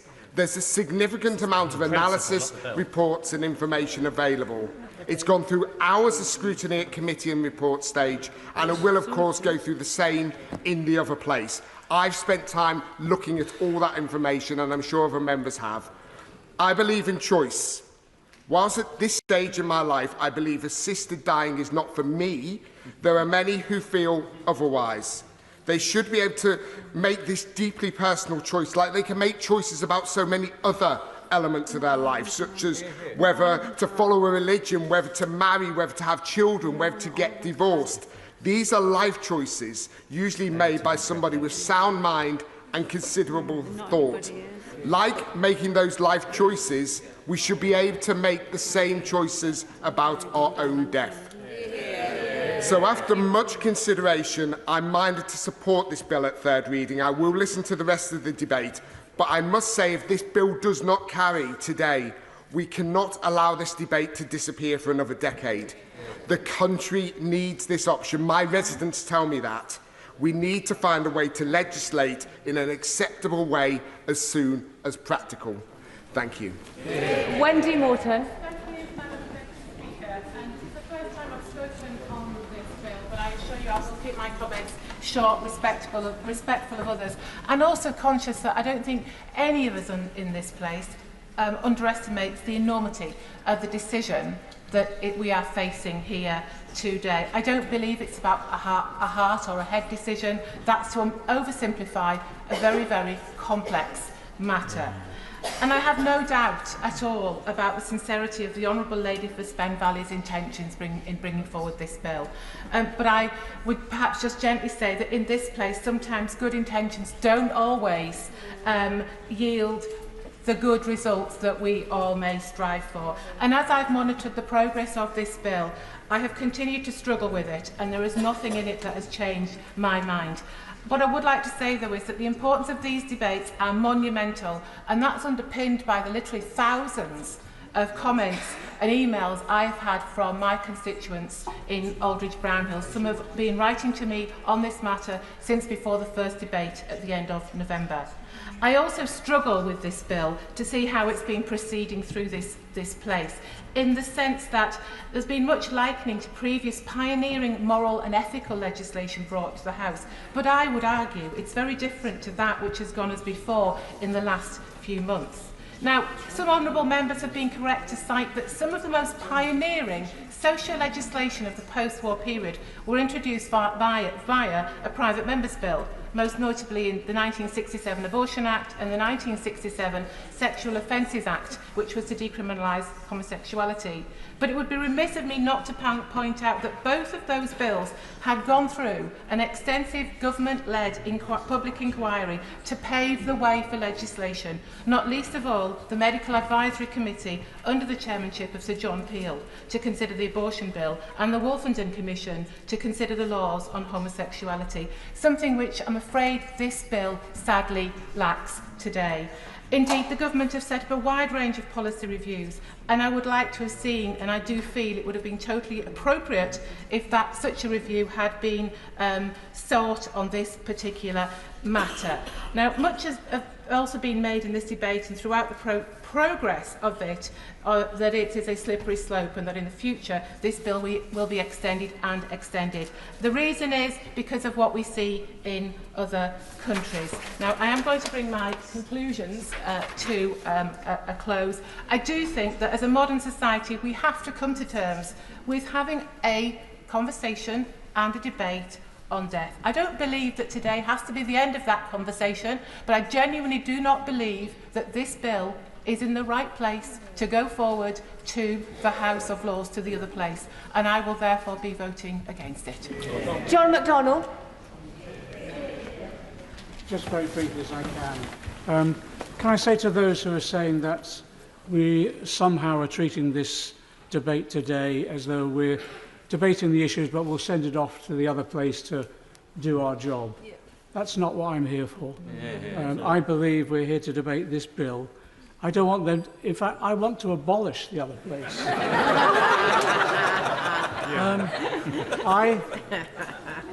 I 10 years ago, when this was debated before, I can hear my speech always repeated by so many members that I agree in principle, but we haven't got the safeguards available and all the rest. That was my position 10 years ago. And that's why today I'm supporting the bill, because many of the issues I raised in that debate have been built into this debate, into this bill. They argue how the assessments would be done. The panel system, actually including psychiatrists and clinicians and others. I didn't, at that point in time, I argue for a judicial review. I haven't got the confidence in the judiciary that some of you have. I actually wanted more experts. And at that point as well, the experts outside were split. They have always been split on this. There will never be unanimity across the professions on this itself. The one area, though, where I've taken careful attention is the point that was made by my honourable friend from Lewisham North. And can I just say to her, I'm so proud that she actually resigned over the issue of the benefit cuts. And I know how difficult that was for her. She was my whip. She's the nicest whip I've ever had. But she's right. She's right in that the majority of the disability organisations, the campaigning ones in particular, have been opposed to the legislation. And that's why I've tried to ensure that some of the issues that they've raised has been translated into the bill itself. And the one thing that I've just thought was a huge breakthrough for this House in particular was building in the Disability Advisory Group, because that will be the group that has representatives, I hope, from a whole range of the disability groups, including, I hope, Disabled People Against the Cuts, the radical group, that will advise on the implementation of this. And the other issue that was raised is the NHS now they're ready for it. That's why, and this is what I said 10 years ago, it will take years to build up the capacity. That's why the 4-year implementation schedule is so important to me. And I also say this, it is not a choice between palliative care and assisted dying. We want the opportunity to have the palliative care. And at this point, I want to pay tribute. One of my closest friends died 2 weeks ago in Hillingdon Hospital, and I want to thank the staff for the palliative care that they gave him so wonderfully. But at the same time, I have others who've suffered greatly and wanted to go. But what have they been forced to do? Hide away the drugs over a period of time, send their families away, then themselves take the drugs and die a lonely death. Others, a recent one, starving themselves to death because there's no other option. It's for that I cannot stand by and allow that to happen anymore. The honourable member for North West Hampshire said what's the most important thing at the end of life is control. It's also dignity, and I want to, by this legislation, provide that dignity for those who've decided the time has come. Manira Wilson. Much of the debate on this bill has focused on dignity, on control, on choice. Over the past 6 weeks, I've had to confront those concepts head-on while watching a very close family member of mine unexpectedly lose most physical capacity overnight. Watching someone you love deeply, who has been a proud, a strong, an independent person, unable to perform the most basic of human functions without help, and the corresponding mental impact of that physical incapacity is utterly devastating for them and for their nearest and dearest. That indignity and loss of control has felt unmanageable on the days when the care has been poor, and yet so much more manageable when nurses and healthcare assistants caring for my loved one have not been totally overstretched and coping without breaks. When they've been able to ensure that pain is well managed, and when the basic personal care which gives us dignity and boosts our well-being can be given. And that brings me to the heart of the conundrum that we face today. Many of us in this place want to give people choice and autonomy over the way they manage how they leave this world. But the reality is, and I have seen it up close and personal these past 6 weeks, our NHS and care system is nowhere near giving people that choice. It is absolutely creaking at the seams. Now, I am very grateful that my amendment has been accepted today. But a report on its own is not going to improve our palliative and end-of-life care. And we have had no commitment from ministers as yet that they will do so. The result will be either people choosing to end their lives before they want to, or those who already have a huge distrust in the system, particularly from minority and disadvantaged communities whose voices have been heard the least in this debate, choosing not to access the care they need, dying an even more traumatic death. I do not believe that supporters of this bill want to see either of those things to happen. Mr. Speaker, as parliamentarians, today we have to cast quite possibly one of the most consequential votes of our time in this place. On such a complex and sensitive issue as assisted dying, it is only right that we turn to experts and make evidence-based decisions.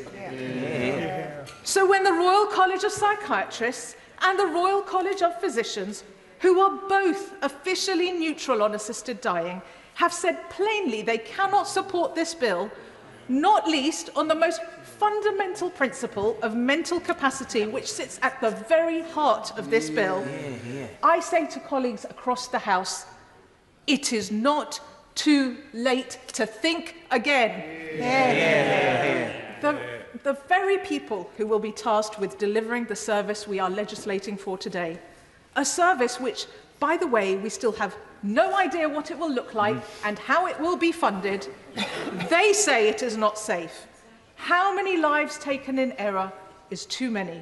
1, 1 in 10, 1 in 100? The House, this House, clearly supports the principle of an assisted death, as does the public, but not at any cost. This bill is not fit for purpose, and the experts have told us the safeguards in it will not adequately protect those who most need, indeed expect us as legislators to protect them. I implore colleagues today to vote it down, and I say to ministers on the front bench, it is your responsibility to go back and do better. Justice Sutton. Start this process opposed to the idea of assisted dying, but having worked in the field of domestic abuse, I found myself increasingly concerned about how this bill would impact on those who are most vulnerable to coercion and abuse. And as a Labour MP, I reflected on why I joined the Labour Party. Our commitment to protecting the vulnerable, fighting for equality, suspicious of individualism and narrow notions of choice which turn a blind eye to the impact of that choice on others. If I could legislate to create a bill just for me, I would be tempted. But I believe my role as an MP is to legislate in the best interests of those who have no voice, whose choices are often limited by poverty, the patriarchy, racism, trauma, ill health and state and societal failure. We must recognise that if we advance this bill yet further today, there will be unintended and undesirable consequences. And it is this bill in front of us that we are voting on today, not the principle, not a distant promise that the other place might fix the holes, but what we know is in and not in this legislation. I would like to illustrate briefly the reasons why I believe this bill will create harm to families across our country. Imagine the scenario of your mother. You were there when Dad used to belittle her. In public, it was jokes putting her down, but in the house, you would hear him say that she was worthless, ugly, and would be better off dead. You got out of there as soon as you could, but she would never leave. She loved him and couldn't see a life for herself outside his control. You could see her health deteriorating, but he often stopped her from going to the doctors or reaching out to friends.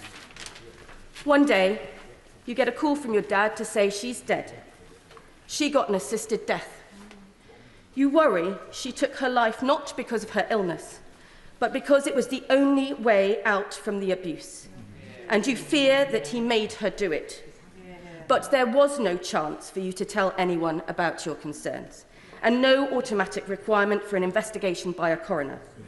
Would you ever be able to prove his malign control? Now she was gone. Or imagine you have a brother who has struggled with an eating disorder ever since he entered secondary school. He was sexually abused by a family friend and never received any real support, what he went through. Court backlogs mean that the criminal case is still ongoing. He spent longer and longer watching social media influencers paid by assisted dying companies to advocate for what they called a peaceful end to life. He had begun to starve, and doctors withdrew treatment because they claimed nothing more could be done. You get a call, only a few months after his 18th birthday, to tell you that your brother opted for an assisted death. Would my honourable friend give way? No, thank you. I'm sorry. We've got to make time. We know from other jurisdictions that it is older and disabled people who would disproportionately access assisted dying, two of the most vulnerable groups to abuse and coercion, particularly by strangers through financial abuse and cuckooing. Coercion is not just a risk with this legislation, it is a certainty. There are 2.3 million victims of domestic abuse in the UK. Even if this bill implemented gold standard training, which we do not know that it will, professionals will not be able to identify everyone. It is sadly inevitable that should this bill pass, it is the most vulnerable people in our society who will experience wrongful deaths. A prominent campaigner in favour of this bill has said, even if a few grannies get bullied into it, isn't that a price worth paying for all the people who could die with dignity? Please, we must not settle for this. In a system designed to end life, there can be no room for doubt and no room for human error. Coercion and abuse are real. They happen all around us all the time, whether we want to see it or not, as does feeling like a burden. Self-perceived burden is a common phenomenon associated with having a terminal illness, which often leads to a desire to die. This bill allows that feeling of being a burden to those closest to you and society more broadly, to be acted on rather than treated. Research has found that doctors wrongly predict how long terminally ill people have to live in over half of cases. There is so much life left to live after a terminal diagnosis. We should not relinquish our bonds, duties and responsibilities towards each other as fellow human beings. I urge colleagues to reject this bill. Agree. I rise to speak in favour of this bill. But first I want to thank the Honourable Member for Spen Valley for the way she has approached this bill and for how she has engaged with members across the House on both sides of the argument on their various amendments. I voted in favour of this at second reading on principle, but also because of something a constituent said to me about the status quo. She said, "It is cruel."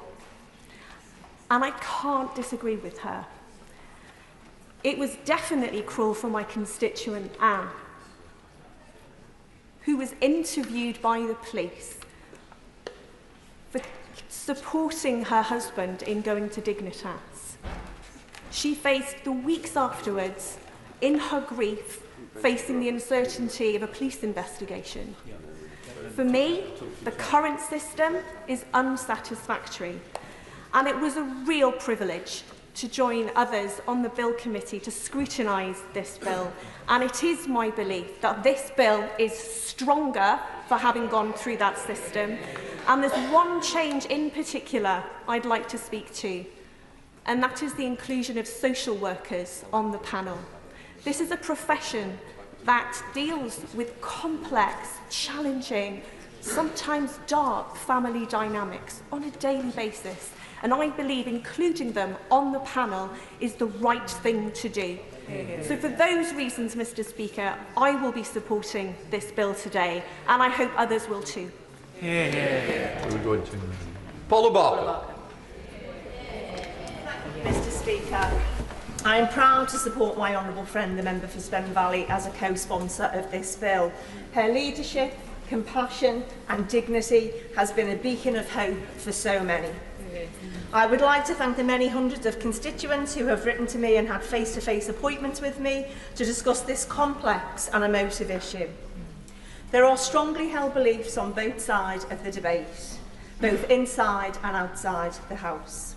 And I absolutely respect those with differing views to myself and hope that they will respect my own views. After all, Mr. Speaker, it is possible for all of us in this place to disagree well.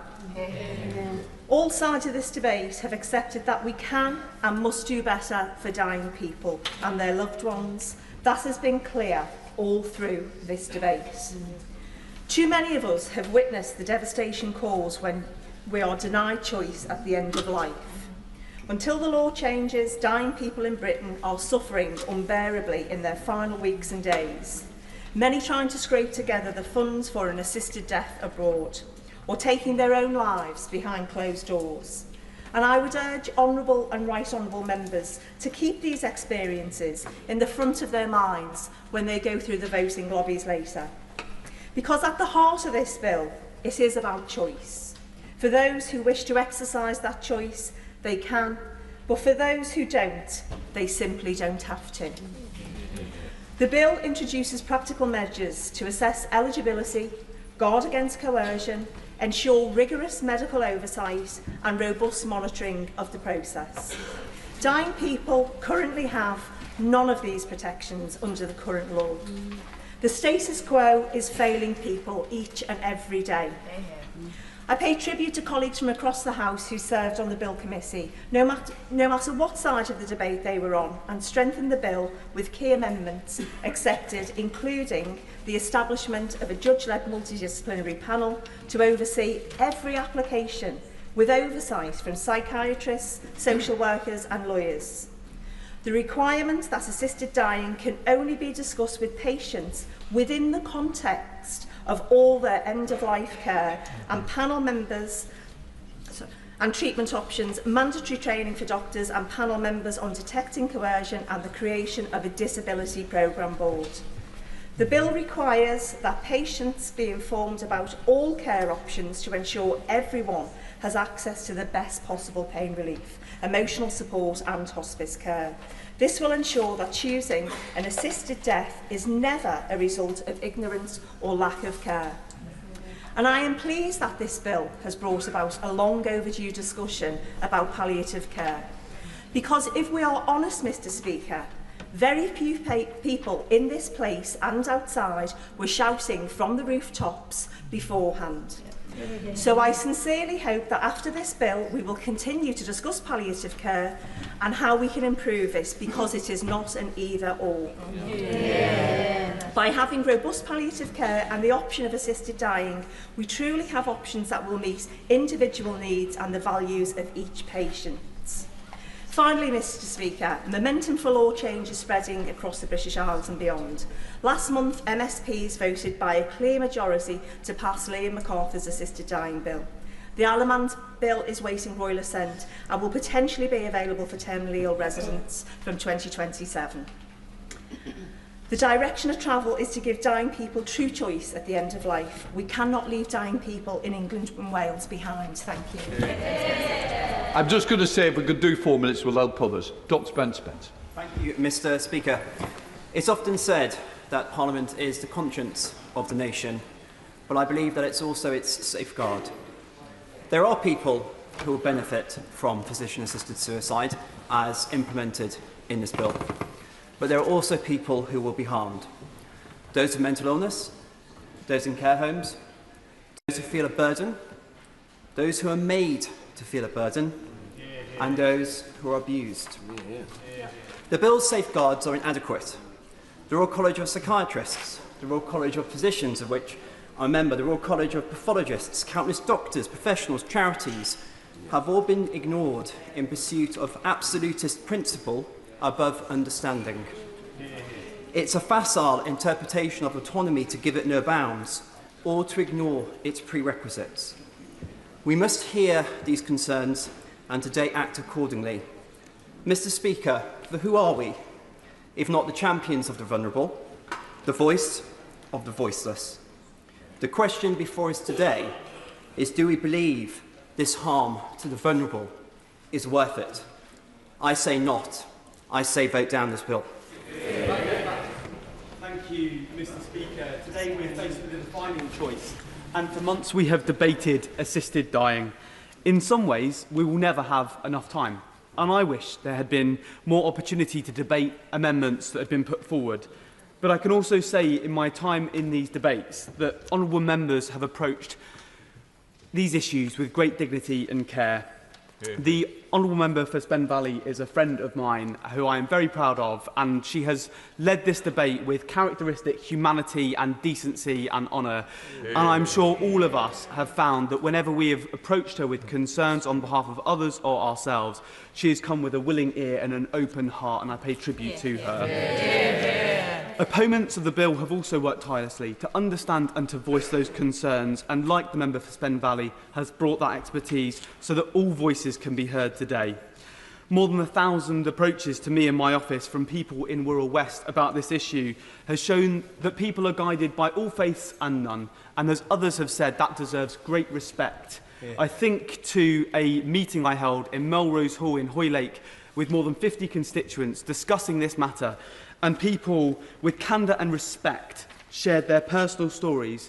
They disagreed wholeheartedly, but they did so with compassion and dignity. They are the best of us. Standing here, I recognise that however we end up today, we will let people down. Whether this passes, and there are people who would not choose otherwise to have an assisted death that go through with that, or whether it falls, and people who I believe should have the choice individually to end their illness on their terms are denied that opportunity. I'm conscious of that. And yet the vote before us is not on these harrowing stories that we have heard, but it is on a system. And it's on that system that I worry about the implications that go beyond individual cases. The consequences of getting this wrong are severe, and the risks of getting it wrong with an NHS still in recovery is too high. The member for Twickenham has raised important amendments. I won't take interventions. An important amendment about palliative care. I think it's opened a door to an important conversation, and I thank her for that. If our NHS is not able to deliver the highest quality care at the end of a person's life now, would assisted dying improve that? Or could it end up creating a one-sided choice for people? Now, I know honourable members will be concerned that there will never be a good time for the NHS to introduce this, that it won't quite be ready for assisted dying. And I hear that, but I sincerely do not believe it is ready to bear the weight of the system we are voting on today. And Mr. Speaker, I'm not settled on the issue of coercion either. We've heard from experts across the House, the members for Bexley Heath and Crayford, Richmond Park, who have spoken about mental health issues or learning disabilities, the member for Lowestoft, who talked about the issues of domestic abuse and how that could intersect, the members for Vauxhall, for Hackney North and Stoke Newington, and for Braintree, who've talked about how ethnic minorities could be impacted by this bill, about the trust in the health system and the dynamics that could lead to someone taking their life. And I worry, Mr. Speaker, about the quiet, imperceptible, unspoken coercion which could emerge if this system goes ahead, of those vulnerable people who would feel a duty to die. And I'm not satisfied that this bill has enough safeguards against that. It is for that reason that I'm voting against, and call others to do the same. But I will say to those watching at home, I hope that people can share my confidence that whatever lobby people walk through today, they have reached their decision with great care and great consideration.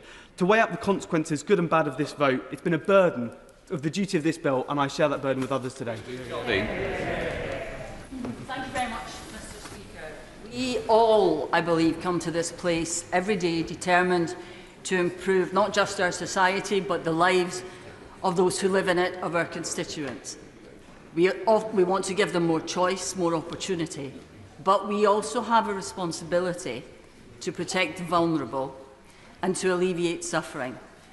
And I don't believe that that responsibility has ever weighed more heavily with any of us, or been more present in our thought and our debate than it is today.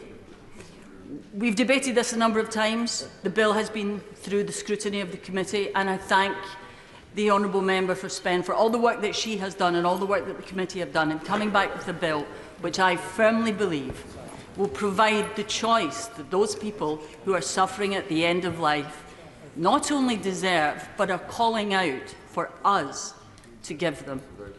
I would also like to reassure all of those in the disabled community, those who are perhaps suffering from an eating disorder or a mental health issue, that they are not in any way put at risk by this bill.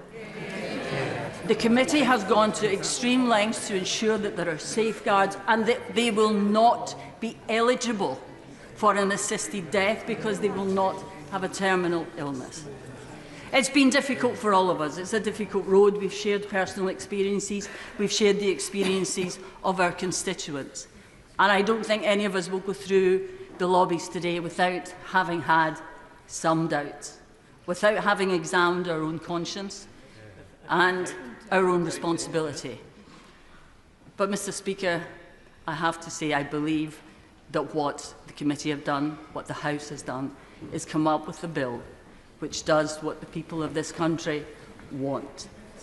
Offers choice to adults with a terminal illness with the safeguards that we need.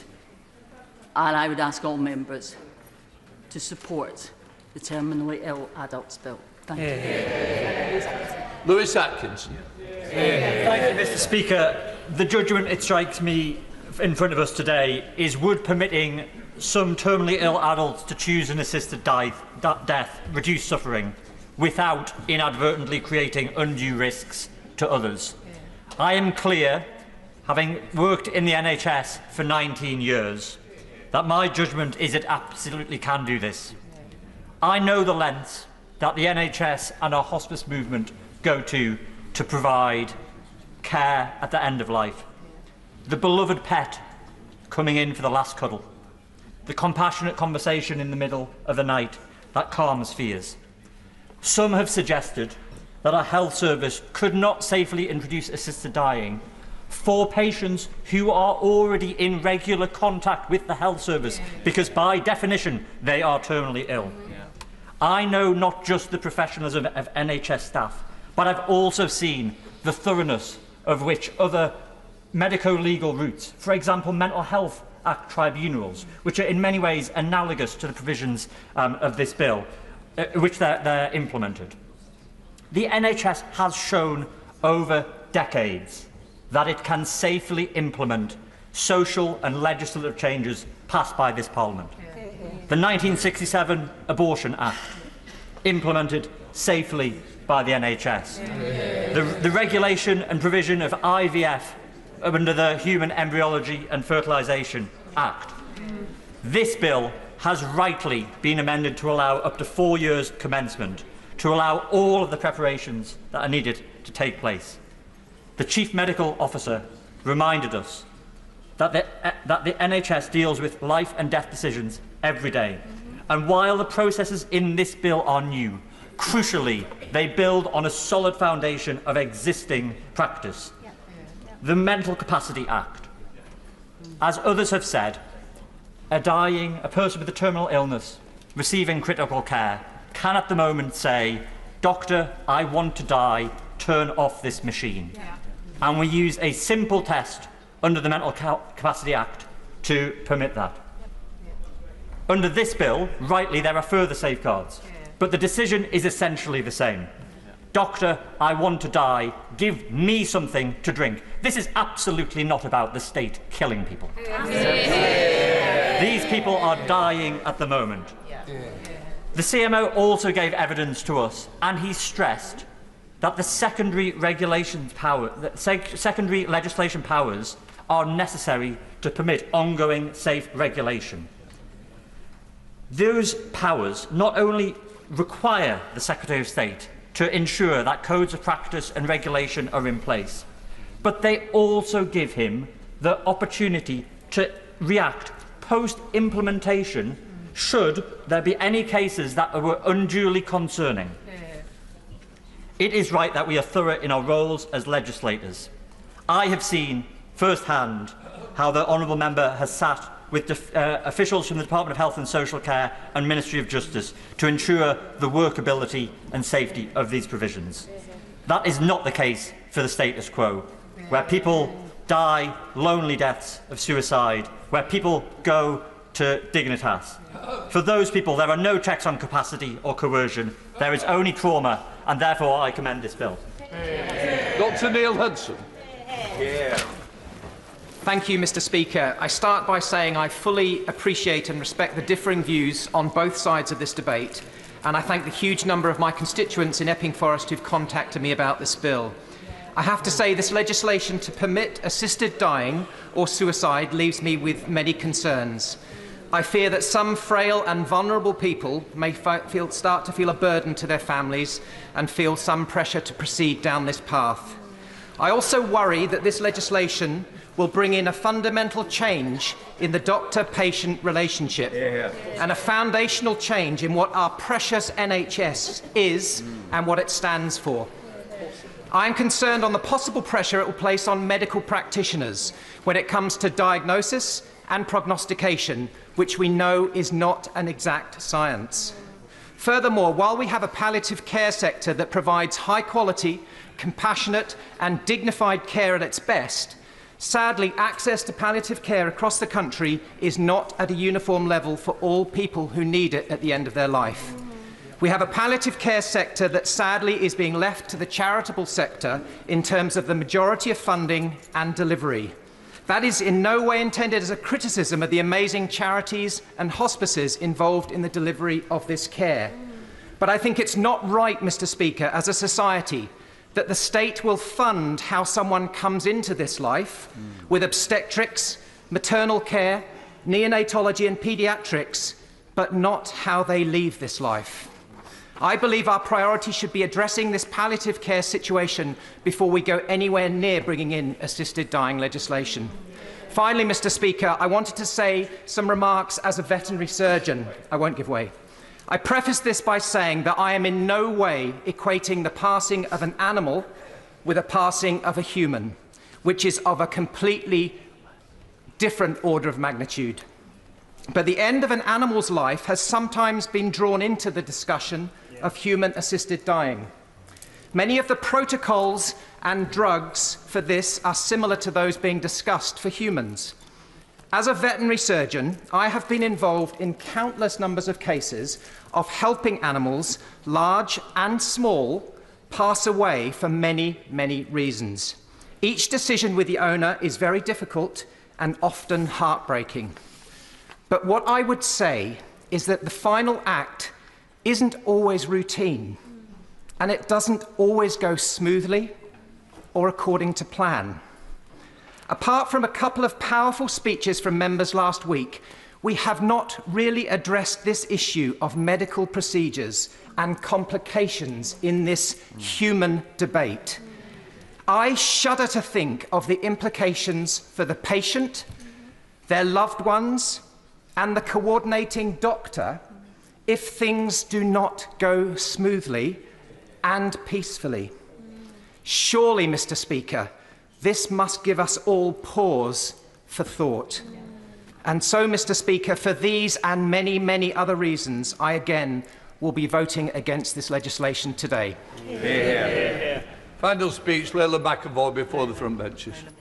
Thank you, Mr. Speaker. I'd like to thank my friend, the member for Spen Valley, and to celebrate her courage and kindness throughout this whole process. I agree with many in the House that the status quo is unacceptable, and that's why most of us are here. I'd like to urge colleagues who, like me, are in favour of the principle of choice at the end of life to use their vote today, not on the principle, but on how this bill will work in practice. This is not an opinion poll, and there are very real trade-offs. Without palliative care parity across the UK, this new way to die offers a replacement, not a real choice. I am pleased to have the support of the former Prime Minister, the Right Honourable Gordon Brown, on these arguments, as well as a huge number of medical professionals. I was brought up around death, and I'm still smiling. I know about good palliative care because my dad would take me to the hospice to meet his patients that he'd grown to love. As a child, I remember him getting promoted to a new nurse consultant role. They were experts in their field of nursing and were promoted to fill the gap in those expertise for making decisions around crucial palliative care and pain relief. My dad's positional and relational power to give confidence around decision-making and support less experienced but more senior staff in essential decisions around life and death meant that those decisions could ease a lot of people's passing. When decisions are delayed, the patient suffers unnecessarily, and we have heard this happen through the stories of many of the cases of poor palliative care that have shaped this debate today. In the interest of time, I'm going to skip to my final point. The practical reality of what we see today is that without radical improvements to palliative care, a joined-up digital system, the clear recorded centralised data on when and how we talk to patients about the treatment that they're getting and what that means, not just for the length of their life, but for the quality of their life, we will continue to have a postcode lottery. With a finite number of experts in our NHS, this decision to bring in this new way of dying will simply deprioritise addressing the gaps in provision of good quality palliative care, which will affect most of us, in favour of offering a new option to the minority of people who will be eligible. That is not in line with my values, and that is why I can't vote for it. Yeah. We come to Shadow Minister Dr. Kieran Mull.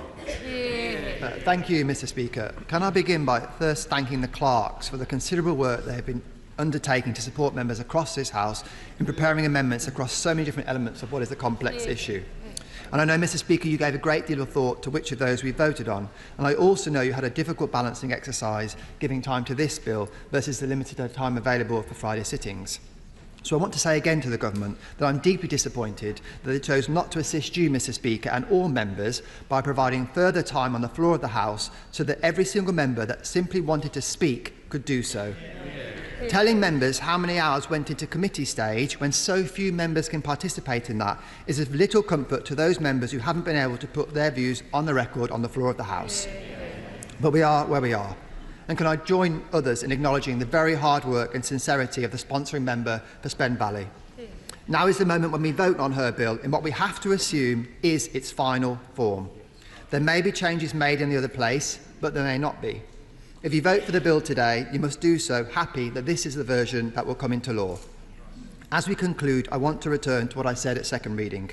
No one on either side of this debate can claim only their side is being motivated by care and compassion for others. We have heard powerful speeches motivated by concern for others, for those both in favour and against this bill.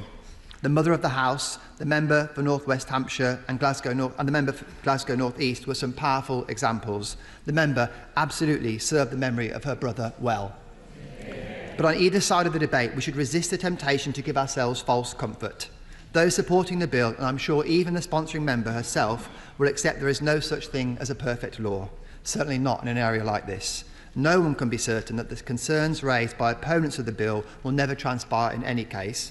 Members supporting the bill should vote with an understanding that there may be unintended consequences. Similarly, those opposing the bill should do so accepting that they can't rule out that some people of sound mind, without undue pressure from others, would want to access assisted dying. We've heard about the very real suffering people at the end of their life can experience. How much this suffering can be relieved by palliative care has been a point of real contention.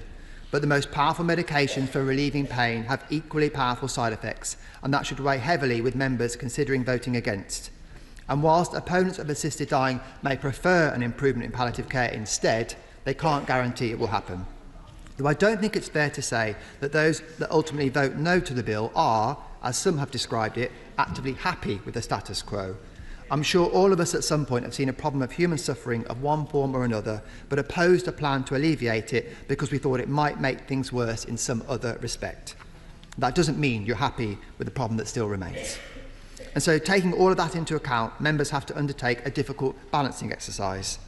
I want to end my remarks with the words we started the day with, words that are heard in the chamber every time that we sit.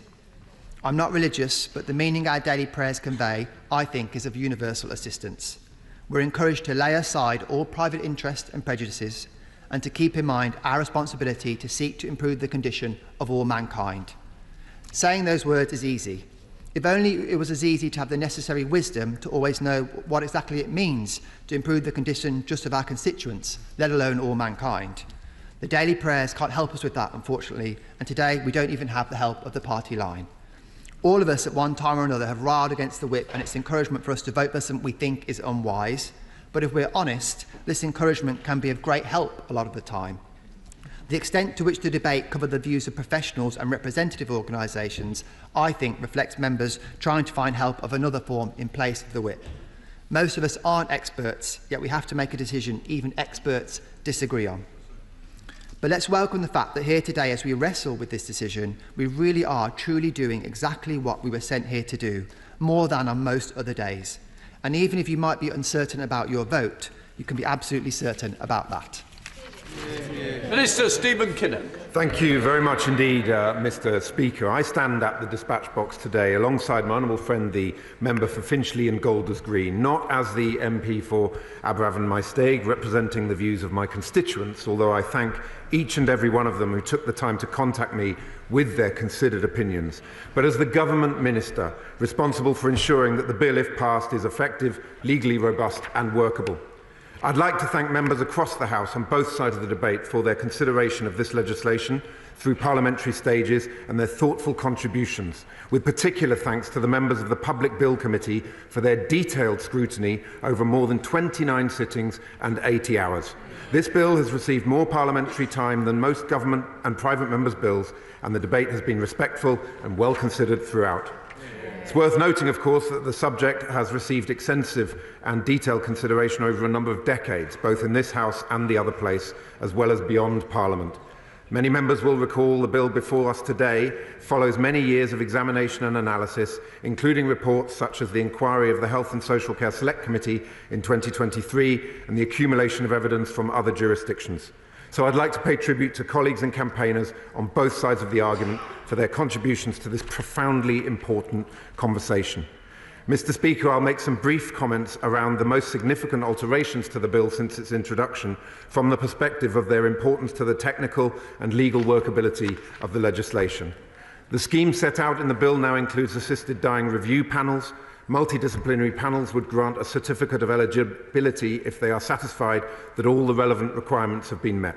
The panel would have to hear from the person seeking assistance, at least one of the doctors and any other relevant persons. They would be responsible for monitoring and reporting on the operation of the Act, a role that was previously assigned to the Chief Medical Officer. The Commissioner would also appoint a dedicated board to advise on the impact of the bill on disabled people. The bill's commencement clause has been amended so that any provisions that have not yet come into force would automatically do so 4 years after the bill is passed. Specific training requirements for doctors playing a formal assessing role under this bill have been added. There is now provision for independent advocates to support qualifying persons to understand their options for end-of-life care and the process under the bill. And in terms of employment protections, amendments have been made at report stage mean that no one is under any duty to participate in the provision of assistance in accordance with this bill. There are now also employment protections to protect employees and other workers from being subject to any detriment for opting in or out of providing assistance under the bill, and to protect employees from dismissal. So, Mr Speaker, it just falls to me to thank all honourable members once again for their extremely valuable contributions to this sensitive debate, and once again to reiterate that should it be the will of Parliament for this legislation to pass, then the Government will ensure the safe and effective implementation of this service. Thank you, sir. Point for order, Kit Moulton. Mr Speaker, I beg to move that the question now be put. The question is, the question must be now put. As many of that opinion say aye. Aye. The contrary, no. No. Aye. I'm just going to put the question again. The question is, the question be now put. As many of that opinion say aye. Aye. The contrary, no. Right. The question is that the bill now be read a third time. As many of that opinion say aye. Aye. Of the contrary, no. No. Division, clear the lobbies.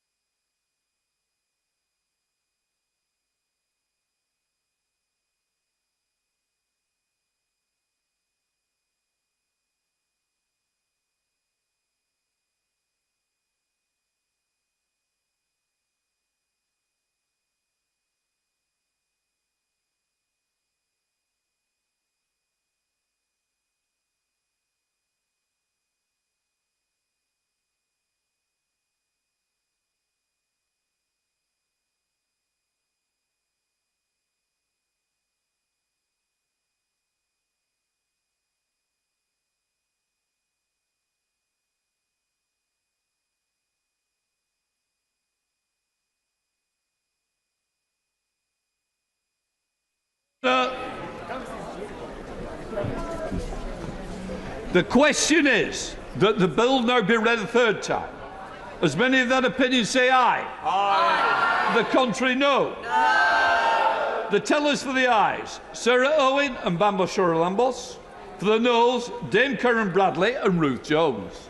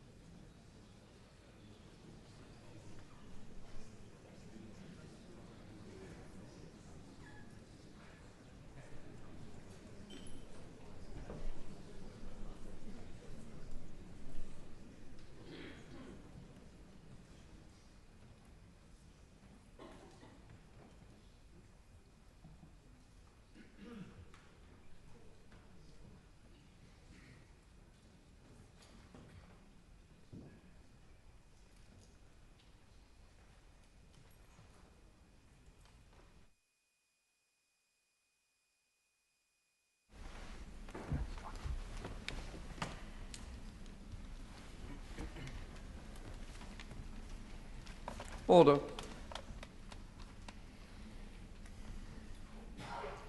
The ayes to the right, 314. The noes to the left, 291.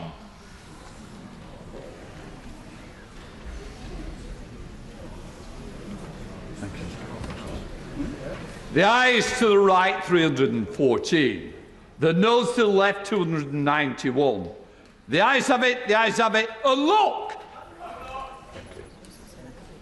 That completes third reading. If people who wish to leave now, please do so.